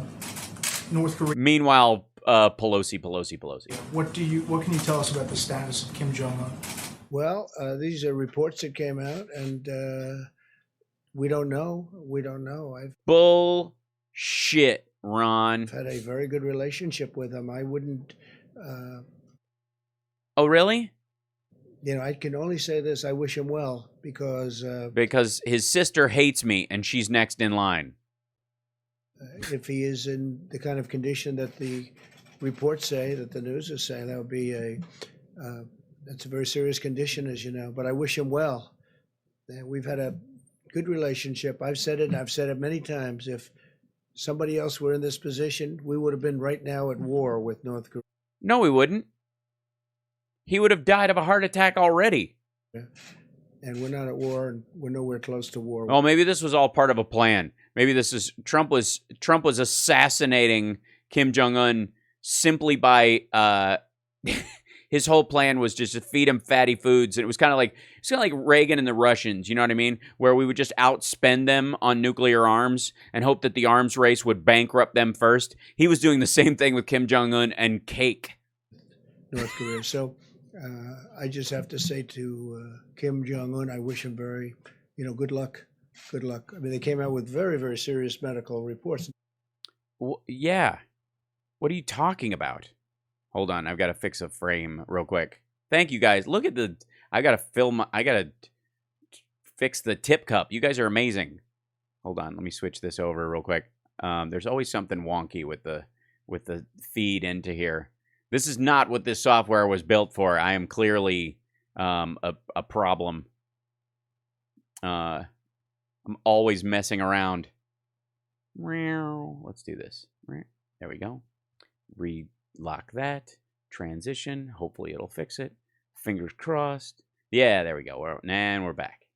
Nobody's confirmed that. Nobody's confirmed that.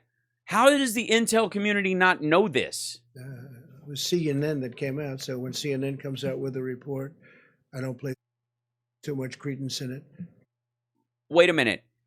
You don't put credence into the fact that CNN said he's dead. Then who do you put credence in? What?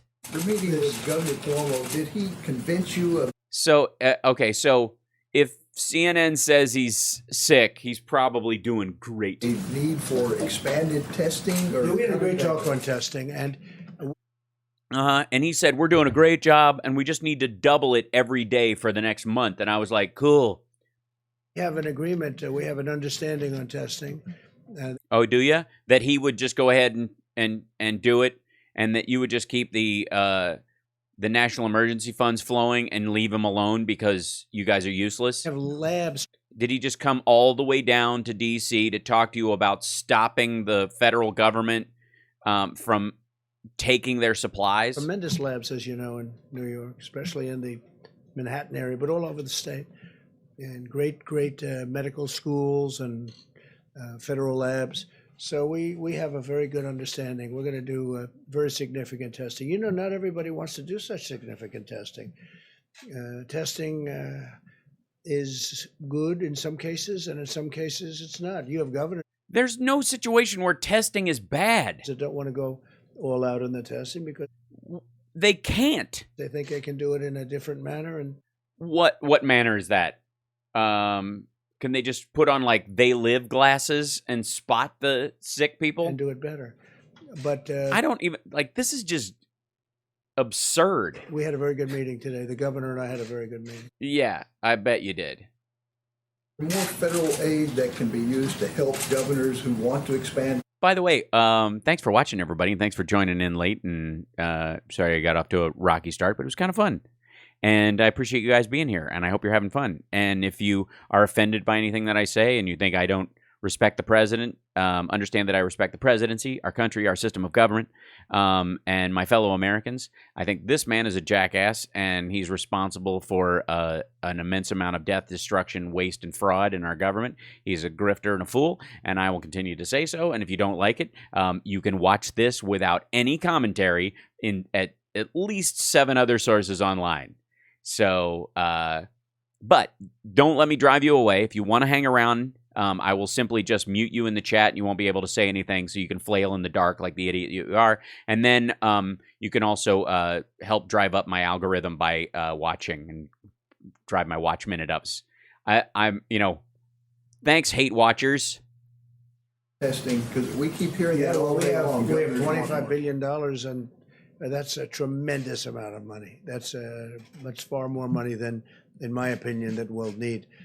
And again, already we're testing more by far than any country. I think I read yesterday a report that we've done more than everybody else, every other country combined. And yeah, you included India in that, where they're doing next to no testing whatsoever. And by the way, they've blocked us from some of the materials that we get from India that are required for testing, also insulin. But keep talking, jackass. I think our people should be getting a lot of credit for that. It's true, Templeton. We've done a lot more than everybody else combined, and you never hear that in the news. It's unfortunate. Yeah. No, we know we have more cases than anybody else, thanks to you. Mr. President, I'm just back on the executive order. You know what? Nobody brags about how much better swimmers we are since I let the dam break. Second, you mentioned that there are going to be some exemptions. We're reporting right now that it only applies to employment, green cards for employment, but not for those for it is immediate green family. cards, but we're going to be reporting on that later on. It might be tonight or tomorrow. We'll give you an exact report. You can say to people who may be worried about the ability to bring immediate family members into this. No, I think it's been covered pretty accurately in this case. I think most people know what it is, and some people... Really? What is it? What is it? Explain yourself. We'll be able to get in. We have to do that, obviously, even from a humane standpoint. But there'll be some people coming in. But It's a strong order. It's a strong order. It involves It's a very big, strong. big circle. It as you know. involves. Are It involves a big circle. Really? who are You know, for kids. already in the country, are they at greater risk of deportation based on this order? I don't think so. They're not supposed to be here. You're saying they're here illegally? Is that what you're saying? Well, for example, if an immigrant is here for a court order, right, are they at risk of deportation Well, if a based court on order, this? then you have to go to court. So then the judge Oh. Right. would make a determination as to whether or not they're going to be staying. But if they have a court order, they won't have to leave until they go through that process. So we'll see what happens. But So what difference would it make? with the court, and there are some with court orders, that means they have a trial coming up. Please. So Was that what that means? obviously, on the immigration executive order, you've raised concern for a long time, even in good economic times, about immigrants taking Americans' jobs. So under what conditions would you consider lifting this halt on immigration? Well, We're going to do that as soon as Sweden's cases go down and the UK's cases go down. Then we'll open up European travel again, followed by India, as long as he continues to broom the Muslims out of his country as violently as possible. And followed long after that by Asianish countries and the black ones. Is that going to be the strategy? Sort of an opportunity to address what you see That would be my standard, I think. as a problem for a long time. Well, I think, look, right now, obviously, there's never been, we had the greatest economy in the world, and then one day we had to shut it down. They said, you have to shut it down. Oh, this story again. Glory days. We did the right thing, because I think we would have had... Did you? Did you really? 1 million, or maybe even 2 million, or maybe... If we did nothing. More than that, deaths. I could have done nothing. Understand? You people are lucky that I did anything at all. We did the right thing. If I had just let you guys die, but it probably would have been fine. Certainly this would pertain. I mean, when you look at it right now, the last thing we want to do is take American workers' jobs. It's one thing when we were essentially, they used to call it full employment, and it's another thing right now. Right now, we have people that have lost their jobs, and we hope they're going to come back and come back fast, and then we can have an even deeper discussion. But right now, we have to have jobs for Americans. Would you have any sense of, like, if unemployment gets to 4% or 5%? You know, people Well, that's a ridiculous question because it's not going to. That's really silly.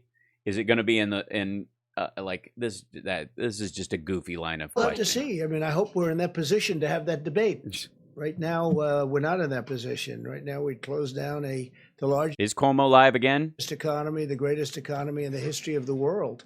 It's the most successful economy. When you look at the stock market, we're breaking records virtually every week. Yeah, because you gave a huge tax break that allowed shares buybacks, and then you had the largest defense spending in the history of the country. You doubled the deficit. So you are basically priming the pump 3 times and then bragging about an economy that was on the exact same track it was headed on as far as growth during the Obama administration after 2010. Sometimes every day. And stock market's still not doing badly considering what this country has been through, which really tells you how strong it was in the first place. But no, I hope we're going to be able to have that discussion. I hope we're in a position. That's like a good discussion to have. But that'll be a little bit later. Brett? I have a question for Dr. Brooks. How many times we're going back to Brett Baer from Fox News? He's like a whoopee in the front row. About Brett, ask me a softball, baby. Come on, buddy. CDC You look like a full-grown little rascal. director said in an interview that perhaps this second wave of the coronavirus in the fall could be worse because it is timed with the seasonal flu. Just wondering if you could Oh, I don't even want to go near this. Let them answer talk the about bad that question. in context of as you're opening up the country and these guidelines. Well, the important thing is that everyone is a proper lady. That you've laid out. Yeah, so we were very clear in the guidelines that we believe we can monitor communities at the community level by using the influenza-like illness. Oh, OAN is not getting any of the love today because Brett Baer's sitting in front. although he's not asking the softballs they were hoping for. Did you notice that? Like, did you see Trump just kind of, damn it. First, it's Fox News. It's not even a softball question for me, and he wants to talk to Deborah. Boo. And the syndromic respiratory and gastrointestinal components of this. You mean the fecal oral contact rates? This particular virus. Obviously, when we have flu, That's a real thing. we're working on an algorithm that Hitler's birthday was yesterday, actually, Daisy. So maybe he did. I don't know. I would think they'd make a week of it. test for flu, and then you test for COVID, and making sure that we are building the testing capacity to be able to do that, because I think it's very important. We're moving that in. You're going to be able. On the surface, a patient when they come in with early flu and early COVID can look very close to get identical.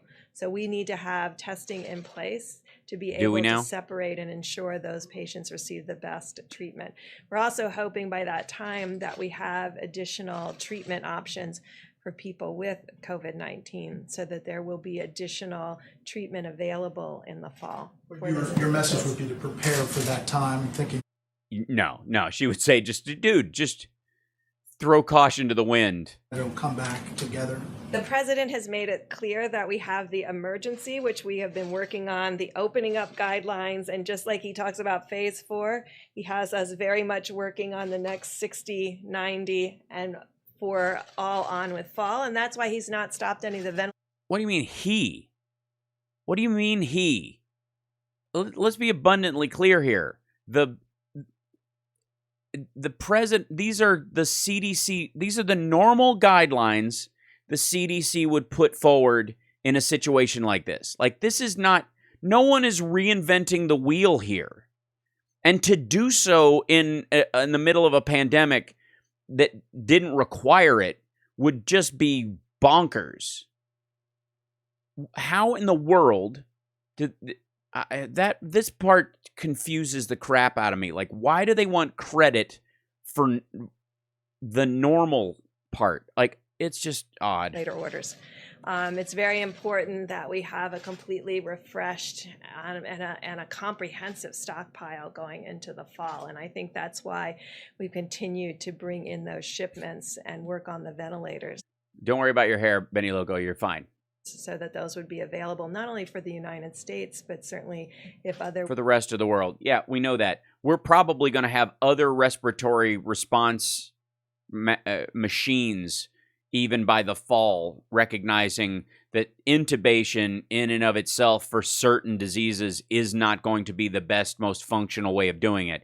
And there has to be a smaller, less invasive way of doing this without forced air, for example, where they're going to have to do like thin tubing, high oxygen input, and recognize that the people are breathing on their own. And if they can do it on a less invasive level, the people won't pull the tubes out of their nose. Other partner countries have this level of tragedy. So you agree, if I can follow up on that? So you agree this could come back?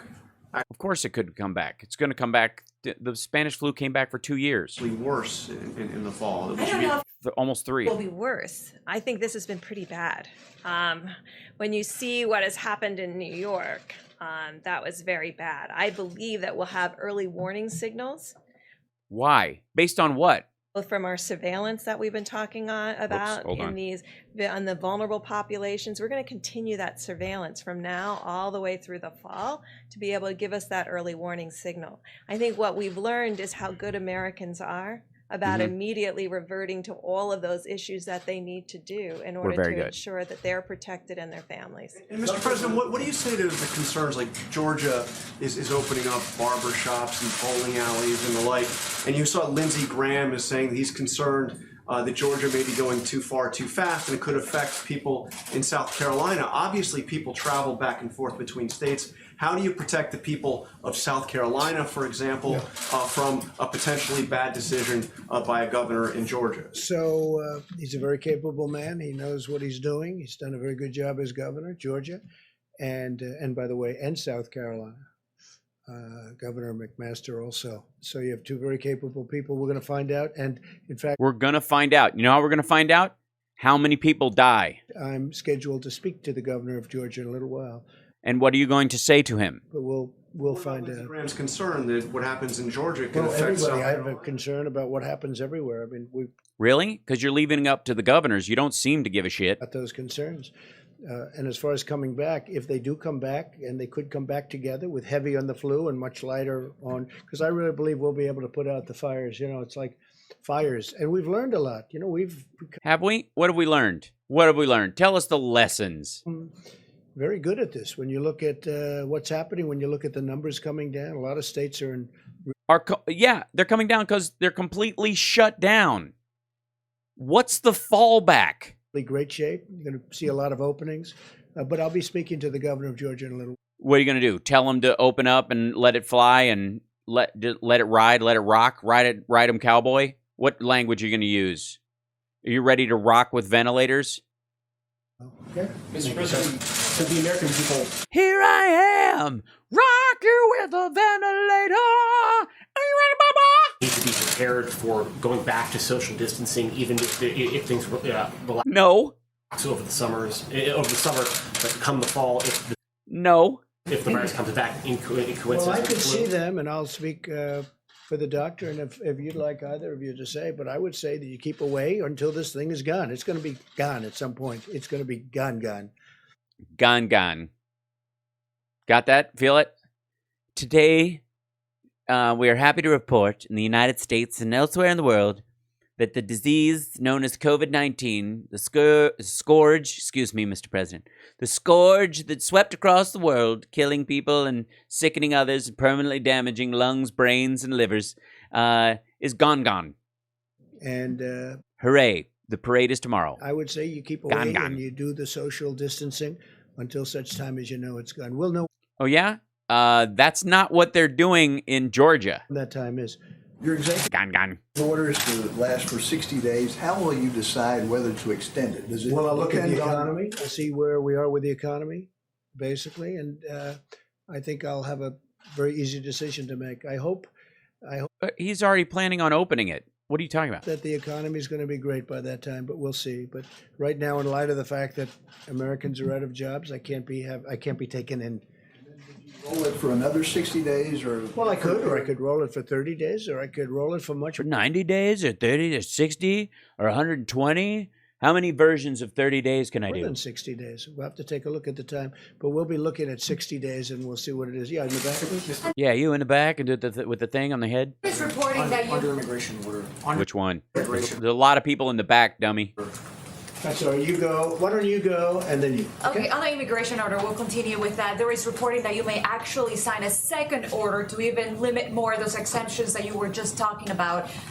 Can you confirm that It you could are happen considering? if I want, but I won't be doing it tomorrow. I'll be signing the primary order, and then we have a secondary order that if I want to do that, we'll make that determination. We can do that. He doesn't even have the language for the first one. You're asking him about the language for the second one. He does not know what he is talking about. Yeah, we can do that at Stephen Miller is drafting this with a couple of xenophobes in his office, and they're just masturbating and giggling during the a process. different time if we want. But that is under consideration at this Yeah, time, a sure, second order? secondary orders. Yeah. Sure, yeah, secondary of phase. I have a phase 5 of shutting the border that I've been working on for a long time. When we're gonna make America a gated community again, and that's the goal. Please. Thank you, Mr. President. I have two questions, one from me and one from a reporter who couldn't be in the room because of You social always have distancing. one from him, one from her. Yeah, because not everybody can. There's half the seats, dipshit. This is a pretty cool Good, to that's see. good. So my first question is about your immigration order. You Oh God, he's been. campaigned on reducing legal immigration. I remember your speech in Phoenix in 2016 on reducing legal immigration. No, I campaigned on legal and illegal, but no, I've always said you have to come into the country legally, so not legal. What I campaigned on was people just flooding our border and stopping. And by the way, speaking of that, we have 170 miles, almost 170 miles of very Yeah, almost the same number. 168 miles of it of repaired fence. powerful border wall up, and it's moving rapidly, very No, it isn't. You can build a ladder to get over it for $1.50. quickly, and it's having a tremendous impact. No, it isn't. and it's making our job a lot easier. Mexico shut their border with us before we shut our border with them. Plus, Mexico. We had more cases. They shut their border because our cases were flooding into their country. Has 27,000 soldiers right now. In the back, you go, and you go, and you go. That's right. On our southern border that we share with them. And Mexico's been terrific. They've really helped. You also campaigned on reducing legal immigration. And I'm wondering if... Did I? Some critics are saying that There's a moment like, what did I say? Did I say that? I said that. Did I say that? You're using the virus now in this crisis to follow through on that promise to reduce legal immigration. No. Well, I want people that are in this country, I want our citizens to get jobs. I don't want them to have competition. We have a very unusual situation where something came in that nobody is... Yes, we have a very unusual situation. First of all, let's start with that hair. Then let's go with this weird color contrast between your face and your ears and your hands. And then we'll go with the same tie 2 days in a row. Made in China. And your Made in China flag pin. For many and your weird drapey coat that you can't seem to shut.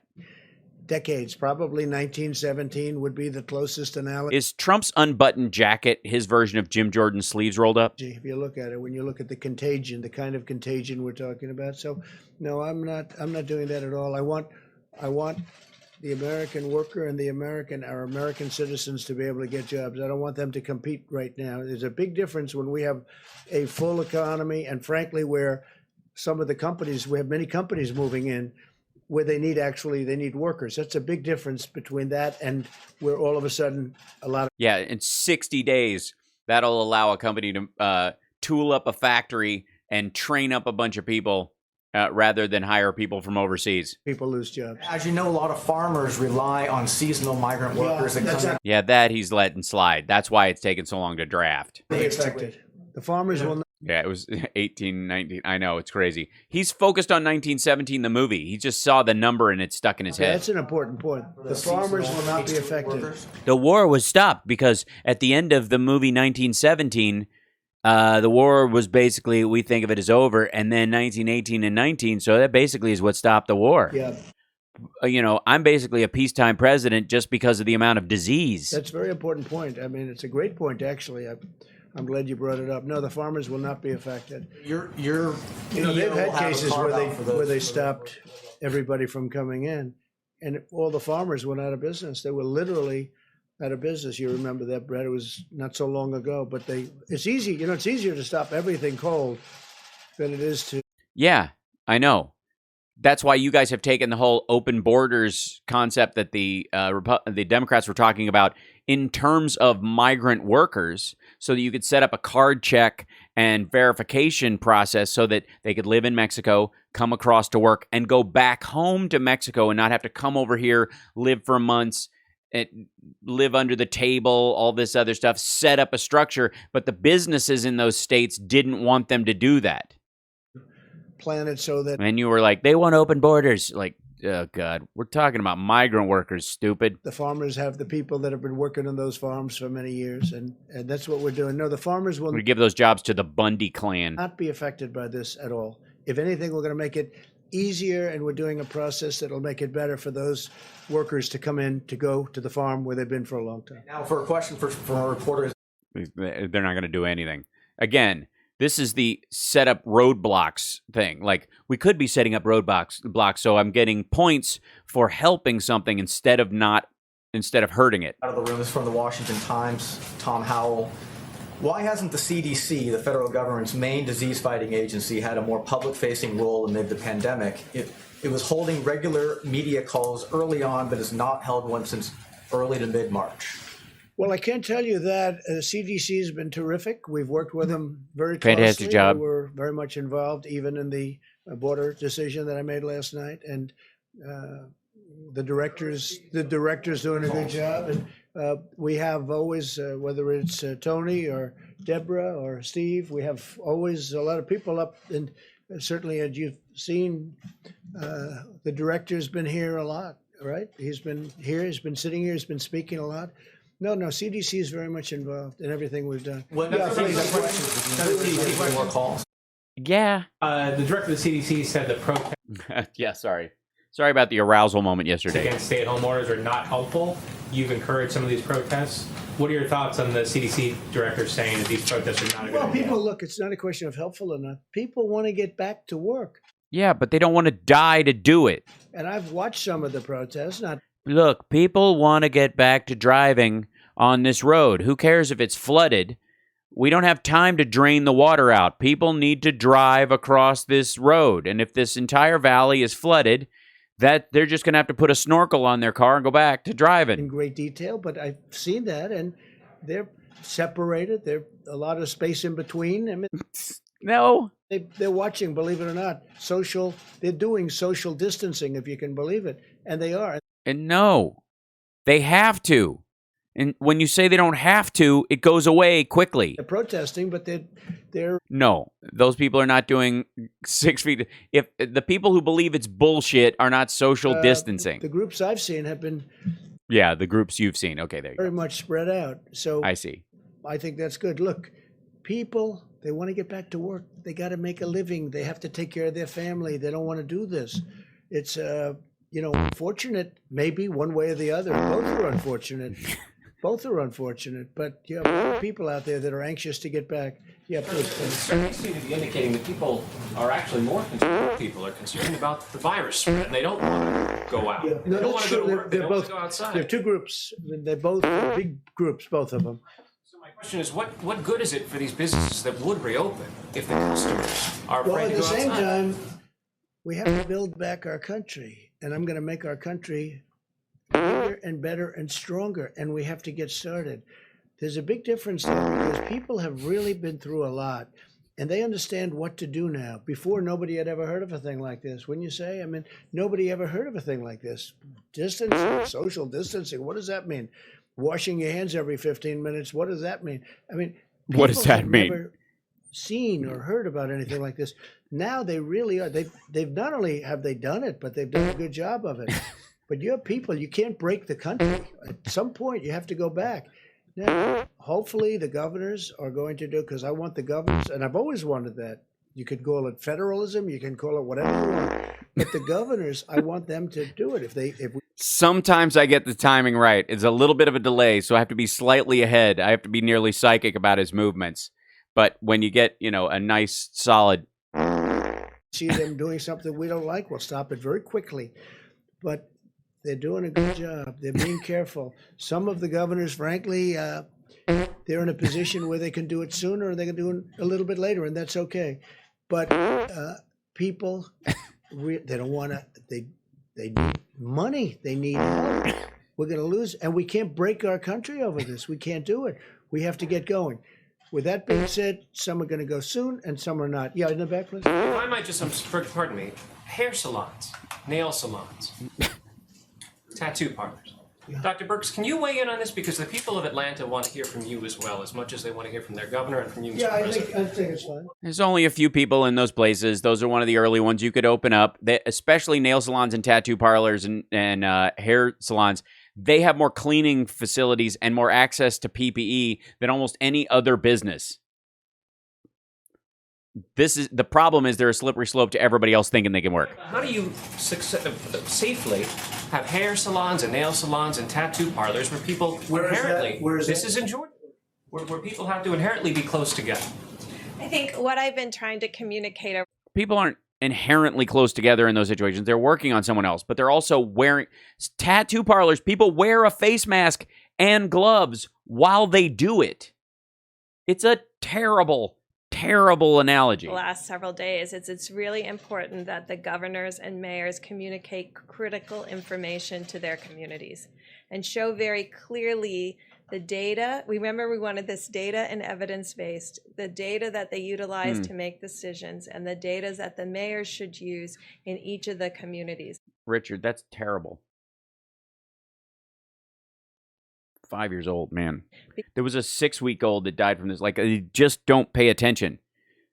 Stay the shit home. Because it will have to be on a community by community opening, because there are different communities in different places, even in Georgia. And so I frigging believe interact people with in each other. Atlanta would understand that if their cases are not going down, that they need to continue to do everything that we said: social distancing, washing your hands, wearing a mask in public.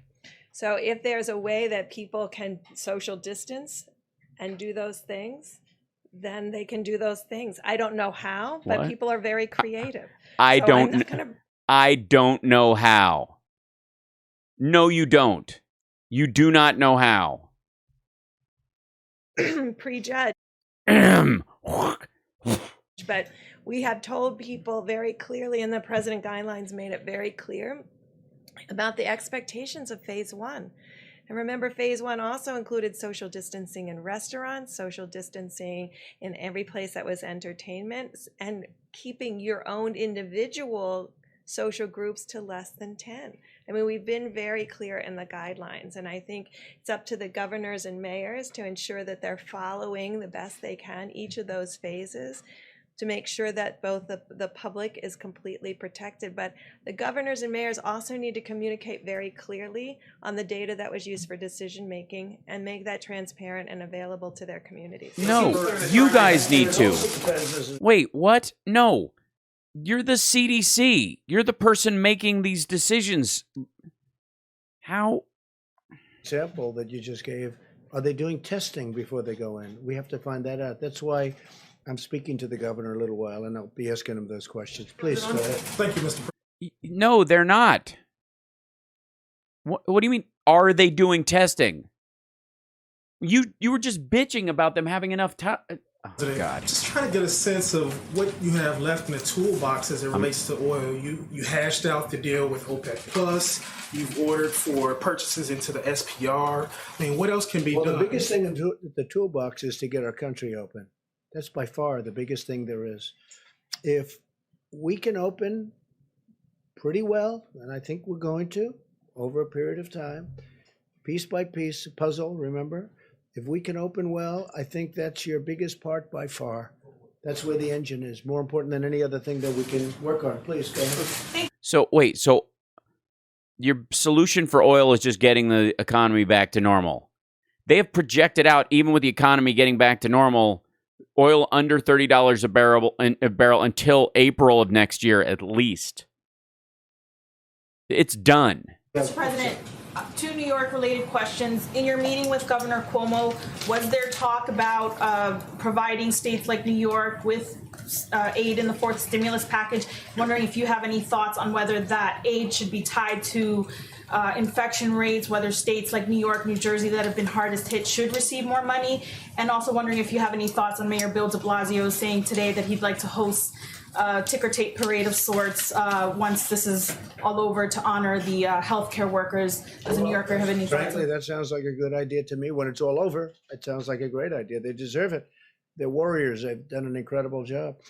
We mentioned when it's all over. What is it? Will Bill de Blasio still be the mayor when it's all over? Briefly, this define all over. Aid. We talked about that. Governor Cuomo must. Yeah, we should all just save up and buy a tanker, guys. Seriously, I agree. We just sit on it. We don't need the margins the big oil companies do. So if we can just get a boat, with him on that, and I think most Republicans agree too, and Democrats, and that's part of phase 4. And I think infrastructure. No, it isn't. Infrastructure is going to be a big part. We have to infrastructure, build right. our country. I mean, you take a look where we spend, and we go over this all the time, but $8 trillion in the Middle East. We want to rebuild our country, and that means our bridges, our tunnels, even schools. We're doing something with schools. It's been a Democratic argument for years. We have to do our roadways. That what's happened. We spend so much money on other countries that they don't appreciate it. Okay, they don't appreciate it. We're going to spend money now on our country, and it's going to be our jobs. By the way, this is actually a winning argument that he makes all the time, but it's been an argument the Democrats have been making for years, and it does not differentiate him with Biden or, for that matter, Clinton or Obama. And it's going to be our equipment. It's going to be made. Much of it is going to be made here. Hopefully, at some point, all of it's going to be made here, John. Mr. President, at that... He says with his Chinese tie and his Chinese flag pin. Podium back on March 9th, Vice President Pence said that over 1 million tests had been distributed, and then he said, and this is an exact quote, before the end of this week, another 4 million tests will be distributed. As you know now, 6 weeks later, we still aren't at 4 million tests. I don't know what to say. I don't know what the number of tests is. I only am in meetings about this most of the day, in theory. With the testing. Ready? Are you ready? Again, I'll say it for the 5th time. We have tested more than any country in the world. We have more sick people than anyone in the world. And some of the countries are very big, okay? No, you're including India. They haven't done anything. More than any country in the And the Chinese number is fake. world. We have one of the most successful, if you call mortality rates, because one person, and I always say that for you in particular, one person is too many. But apparently not, because you're talking about acceptable losses if we open the economy, because that's more important. we've done One person is clearly not too many, based on the standards that you guys are actually setting. very well. Our testing, if you add them all up, we've tested more. Now, I don't know what Mike Pence, You mean New York State has tested more? but I'm sure he could answer that He's at question. 4 million tests, and we're 6 You know weeks what? later. You we're ready? not- Again, we've tested more than every country in the world, Yeah, and we have more sick than anybody in the world. even put together. So that's all I can say. As far as Mike, he'll answer your question when he's here. Oh, it's Mike's fault. Yeah, throw Mike under the bus. He'll be back tomorrow. He'll be back tomorrow. He's got a day off. I just want to go back to the China Mother wouldn't let him come out and play today. deal and the phase 1 of this China deal. Yeah. The flight ban is still in place. How confident are you that the Chinese are not going to invoke the natural disaster clause to just wait before getting into the Well, we're going to see. Look, I don't know the details of any of this. There's nobody ever been tougher on China than me. And that That's not even close to true. means for 20 years, You kissed their ass through this whole stupid deal, and you got $50 billion in promises out of it. We have a $22 trillion economy. We've paid $64 billion just in subsidies to these farmers. We're close to paying double through taxpayer dollars for the farms, for the agricultural products that China's supposed to buy. back 20 years, I probably got elected at least partially on the fact that I've been very tough. I said China's been ripping us off for years. I'd go into Except for the Chinese steel that's in all of my buildings. Michigan, I'd go into Pennsylvania, I'd make speeches unrelated to being a politician. Unrelated to even telling the truth. I'd be invited, I'd be speaking to people, which I like to do because I love the people. I love the people of I love this the country. people. And I'd make speeches. Nobody, I say, how What? did you let this happen with China? I even asked the leaders of China, how did this ever happen? Oh, God, please don't do your Chinese accent. Where our country loses tens of billions of dollars a year. And I don't mean just 10. We don't lose it. We buy more shit from them than they buy from us. I don't know why he can't grasp this. Look, 200 billion, 300 billion, 400 billion, 500 billion dollars a year. Yeah. In particle board furniture and phone assembly and plastic toys. Everything at Walmart.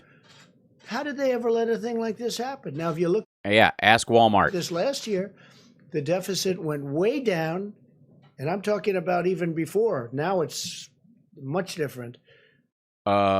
Excuse you? You have double the deficit of the last year of the Obama administration. But a lot of things are happening. Great things were happening. That's just massive horseshit right there. Except all of a sudden, Like he greases some of these lies for insertion, but that one was just that one came in dry and covered in sand. nowhere came the invisible enemy. And we think we know where it came from, and we'll be talking about that probably a lot.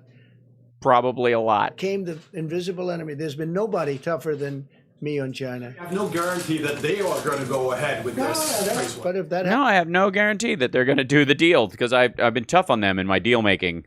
happens, we'll do a termination, and we'll do what I can do better than anybody. Oh yeah, what's that? Make a deal? Like on PPE? Please. Mr. President, on China, as U.S. intelligence analysts. Yeah, exactly, Jim Flitkowski. We buy $3 trillion worth of goods from China. They buy $2.5 trillion worth of goods from us.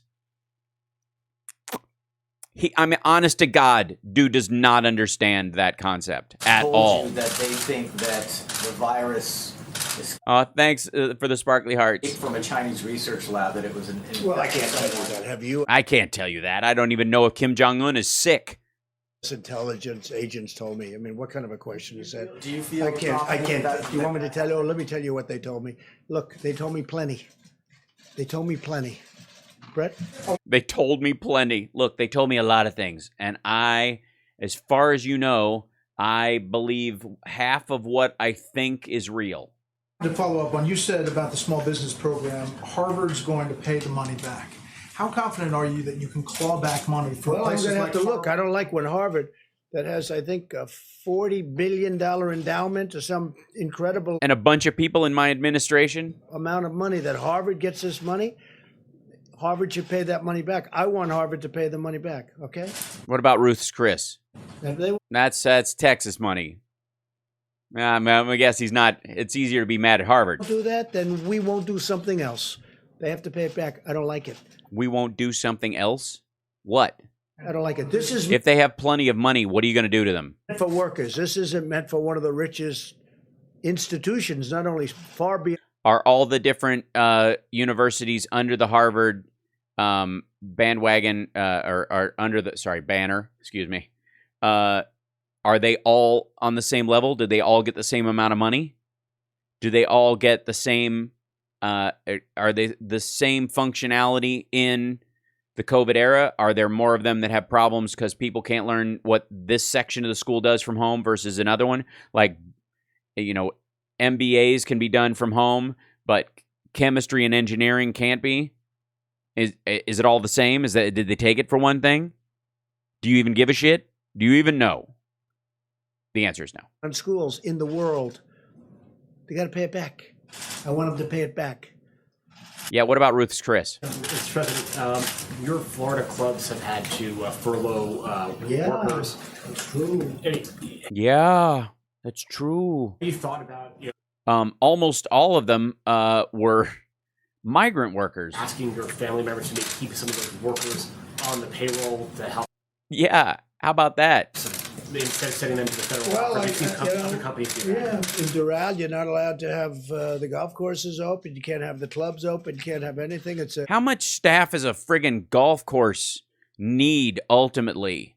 And what skeleton crew can you rotate through? Can you lower people's shifts without having to fire or furlough them? It's a big hotel and resort, and I think there's probably 750 people. So you can't have anything open, and you say, what are we going to do? Have full payroll and have the whole place with, there's no income coming in. First of all, everyone's You mean like normal? home, and they're supposed to be.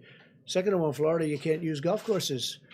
No, you can. They were essential. That one I'm not sure I agree with. You have No, DeSantis made them essential. parks and golf courses where you have open space, but that's what it is. So I have others also. Then I have others in different states. I have a lot of different properties. But again, my children run them, and I love my children, and I wish them well. If you see them, I let me look know. forward to comparing my numbers to my children's numbers. I think I'll do better. What? Oh, in running the property. I see. So he was better at running the property than Don and Eric. He just took a big shit on Don and Eric's business capability. Because why wouldn't you do that from the podium of the presidency? Like, think of all the presidents who are always deferring to the fact that their children give them wisdom and their wives are smarter than they are and are just kind of kindly deferential to the other people in their lives. But imagine just taking a moment to shit on your kids. I haven't thought about asking if you understand that. You understand that? Mike, I'm talking about Don and Eric. They're fucking dumb. Well, the closed property is like, you have to close them up, and then hopefully when things get better, we'll just open it up. But you can't have, many hundreds of employees standing around doing nothing. There's no customer. You're not allowed to have a customer. Yeah, dude, this is what businesses are saying to Steve Mnuchin. So in some places it's very strict. New Jersey is strict. New York is strict. And you have to do New Jersey and New York are strict. You think? what you have to do. And it's too bad. I feel so badly when I see that. I think that it's a tough policy, but I go by whatever the policy. That's a state policy in the case of Florida. No, it isn't. He's talking about retaining those workers and not furloughing them, paying them anyways during this time out of, I don't know, profits. Aren't you a billionaire? How do you not? So anybody want to do the quick math on this? Hold on one second. Let's see. I'm going to pull up this la-di-da-di-da. And then let's see. Calculator. This is good. Okay. So we'll pull up a online calculator. There we go.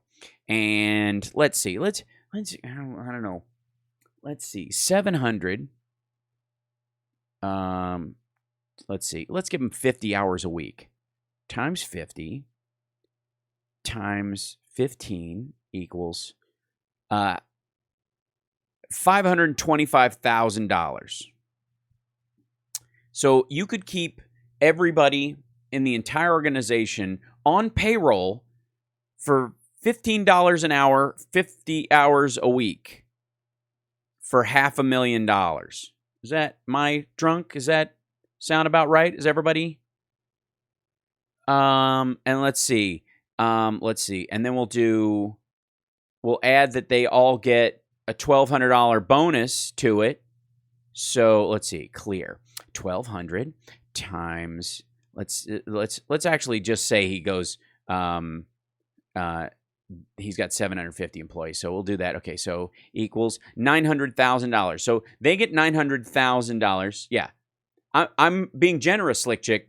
I've got them down as 40 per week, but I'm gonna bump it up to 50 a week in case that $15 an hour is underpaid for some people and overpay for other people's like staff and cleaning folks and the like or whatever. So all those people are getting $900,000 in, spread out over them for those employees for their $1,200 that they will get whether they are furloughed or not from the government, and for the loss of income because they're in an area that does that, plus $525,000, which is how much we got for that. So we're in a situation where oops, hold on. I said times. I don't want to do that. I don't want to do Mnuchin math. So 525 clear. 525. I have big fingers. Huh? Sorry. Plus 900,000 equals $1.4 million for the month of for just the month of April, I guess, to keep all staff on. He likes to double this, though. He likes to double or cut things in half. You know how he does that? He goes like, it could be 2 million people, and then we cut it by half, and then we cut it by a half, and it could be the same numbers as the Civil War. So let's double it, just in case I'm really underselling this whole thing. And let's double it again. So that's $5.7 million to keep Doral open for the month of April. That's $5 million. He is allegedly, as an individual, worth $9 billion. Okay.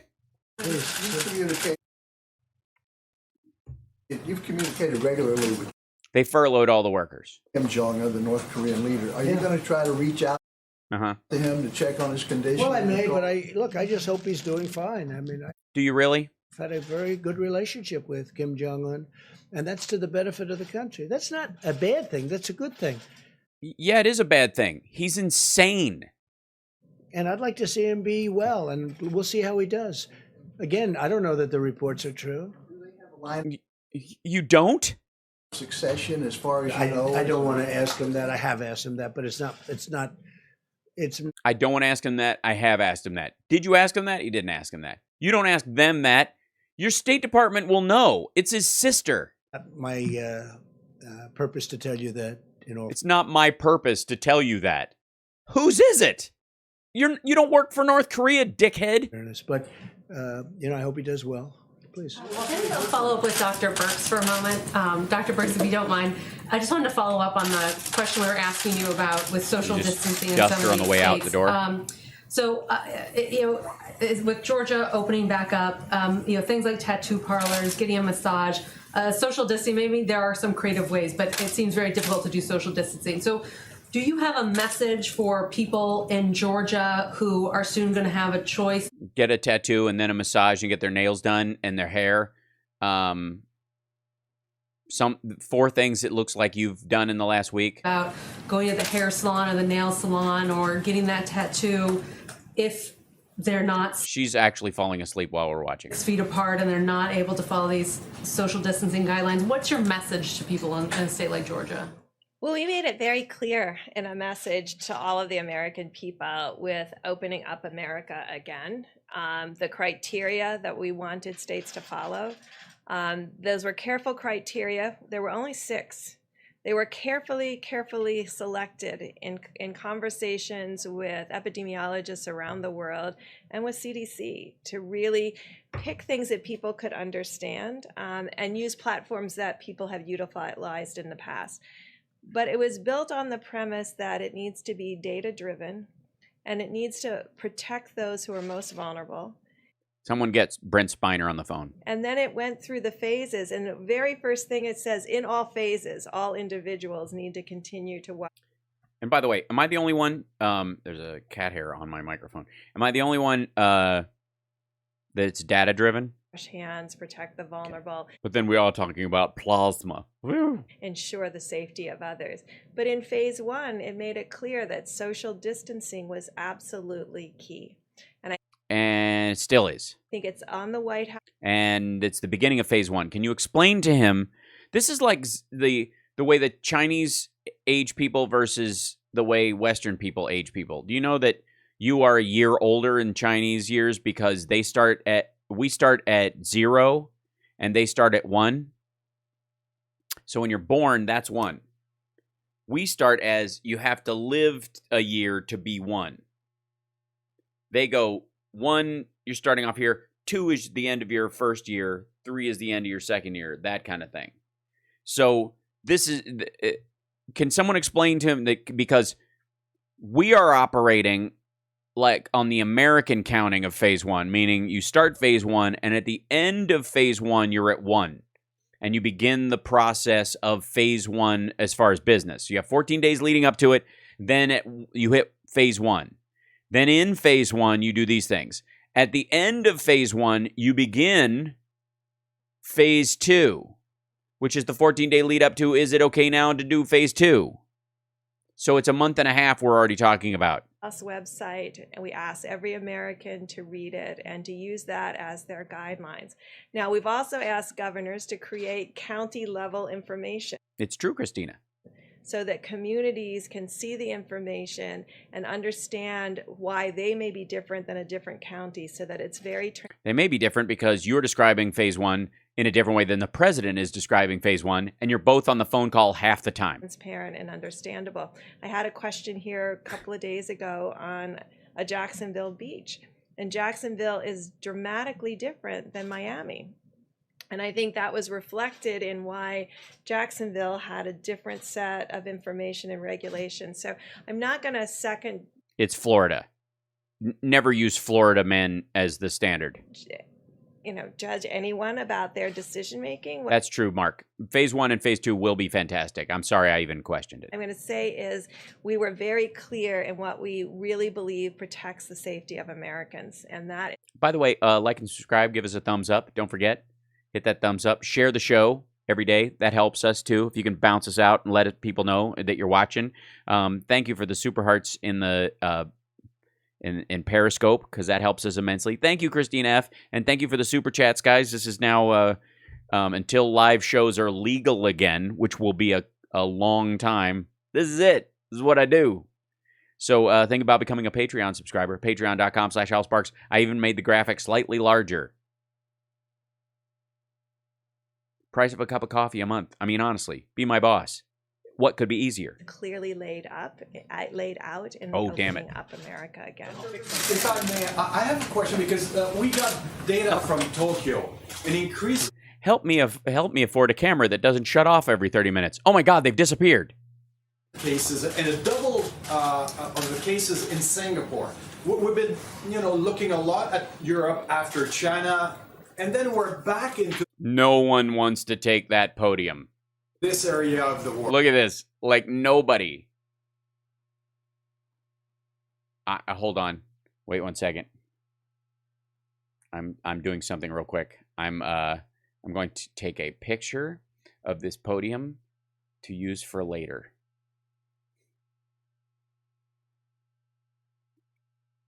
Yeah. Okay, now I've done it. Here we're talking about a plateau and then cases going down. Any lessons to take out of what's happening in this area Deborah, you want to talk about lessons? in Asia after having Is it weird? Well, okay, I guess you guys can't see. But is it me or is the drape situation happening on this dress very odd? It's like she's hiding another person under her. It reminds me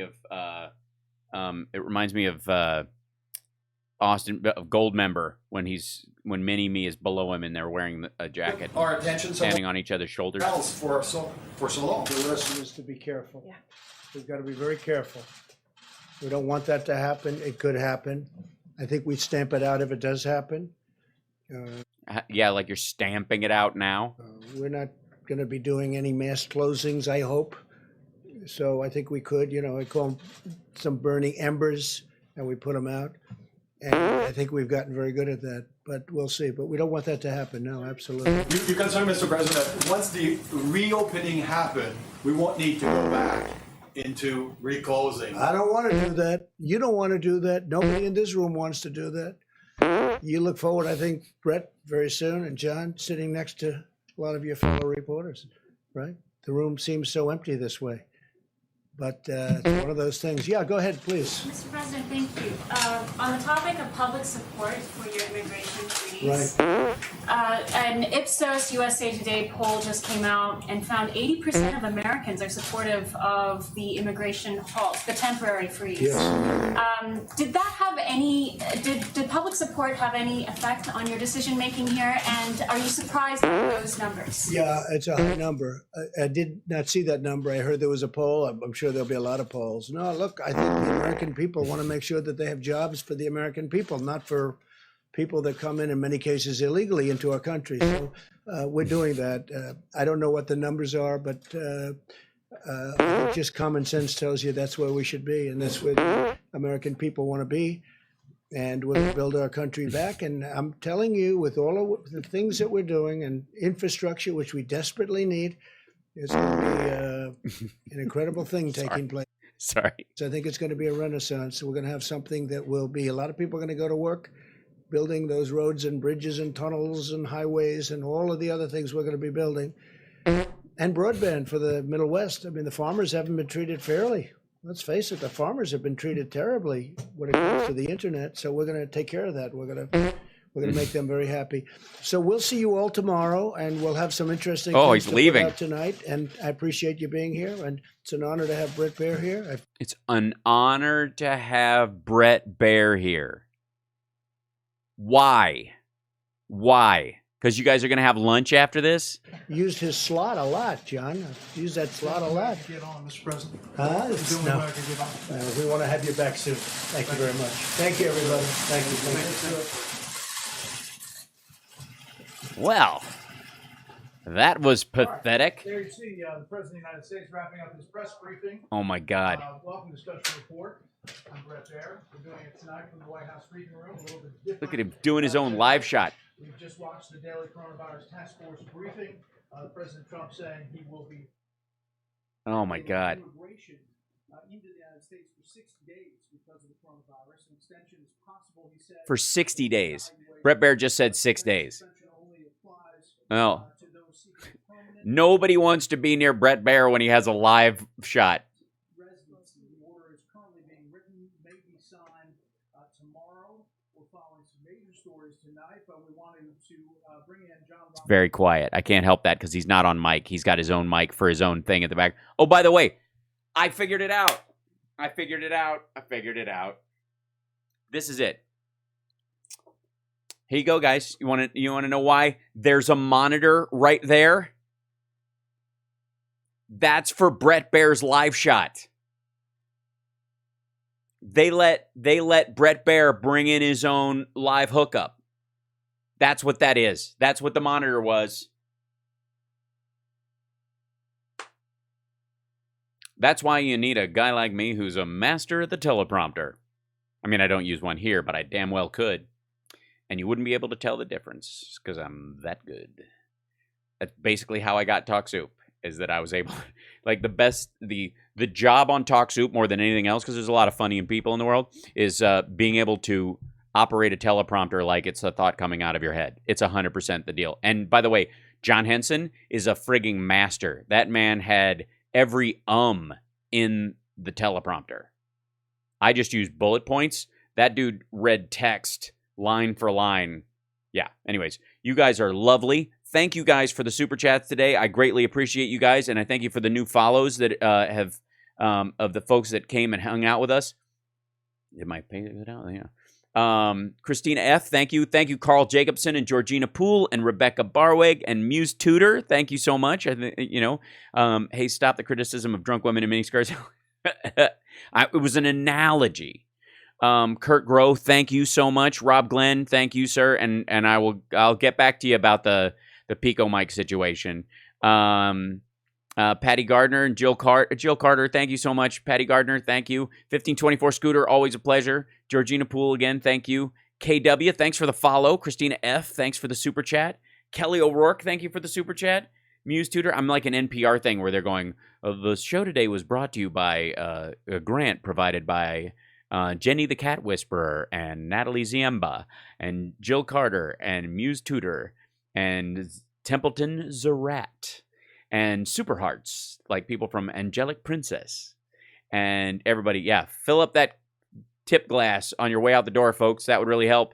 Thanks for the follow, by the way, Halana1810 and Frankie Smith and David McCallizio and Richard Custer, as always. Thank you for continuing to be a Patreon, and Carl Alessi as well. Thank you for policing the chat on YouTube for us. I appreciate it.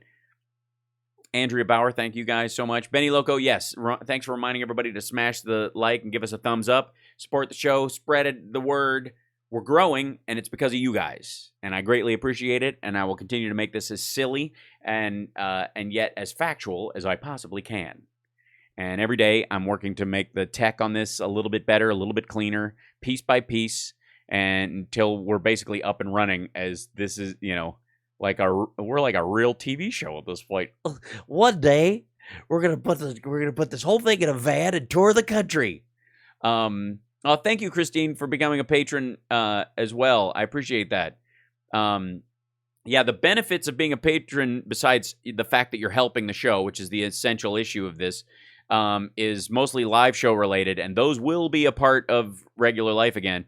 Patreon, especially people who've been a Patreon for more than 3 months, they get to come to live shows. If you're on the first level or below, you get to bring a guest for free to any of my shows. If you're above that, and at most venues, even at that level, I'm able to let you come in with a guest for free pretty much anywhere. And we're adding that to the Sexy Liberal shows once those get running again. So piece by piece, we were inserting that and getting that up and running. And thanks, absolutely, Norman Fox. I'm glad I figured it out, and thanks for letting me know about the audio. And adios, Noel, thanks.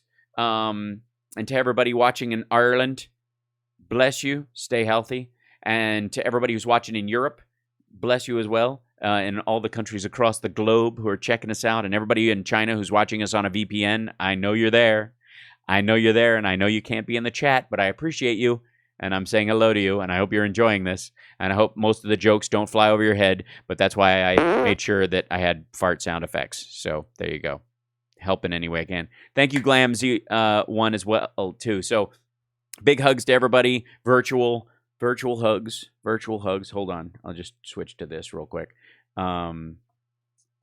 This seems to jump up when I do that. It doesn't like the transition button that I made for transitioning, so we'll fix that. So big virtual hug to everybody. And I'm going to go make salmon for dinner. Gives me plenty of time. Dinner's at 6:30, so I should be good. I'll go prep it. I'm going to try the skillet thing that Algorithm suggested, so we'll do that.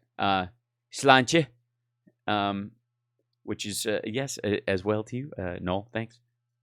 Yeah, and thanks for upping your tier too. You can also do that if you're already a patron. That's another thing that you can do as well during this time of great need.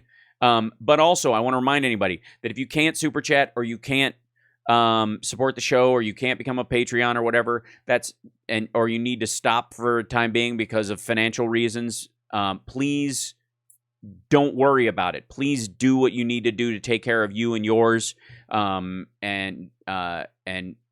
understand I have no issue with it whatsoever. It is not personal. It is not an issue at all. Please take care of yourself, and then we will find some ways, I'll find some ways to monetize my entertainment value sometime in the future in your life. It's fine. If you can support, please do. But other than that, it's not obligatory. It's just lovely. And anyways, hold on. Let me find my thing.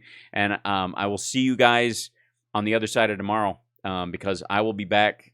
I'll be on testing again later on tonight too, but I will also be back tomorrow with the next task farce briefing. So cheers, be well, and I will see you guys later. All right, here we go. Signing off. Take care of yourself and take care of somebody else.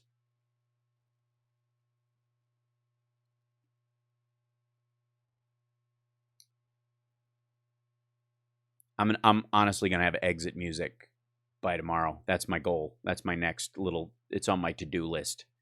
Until then, I just. See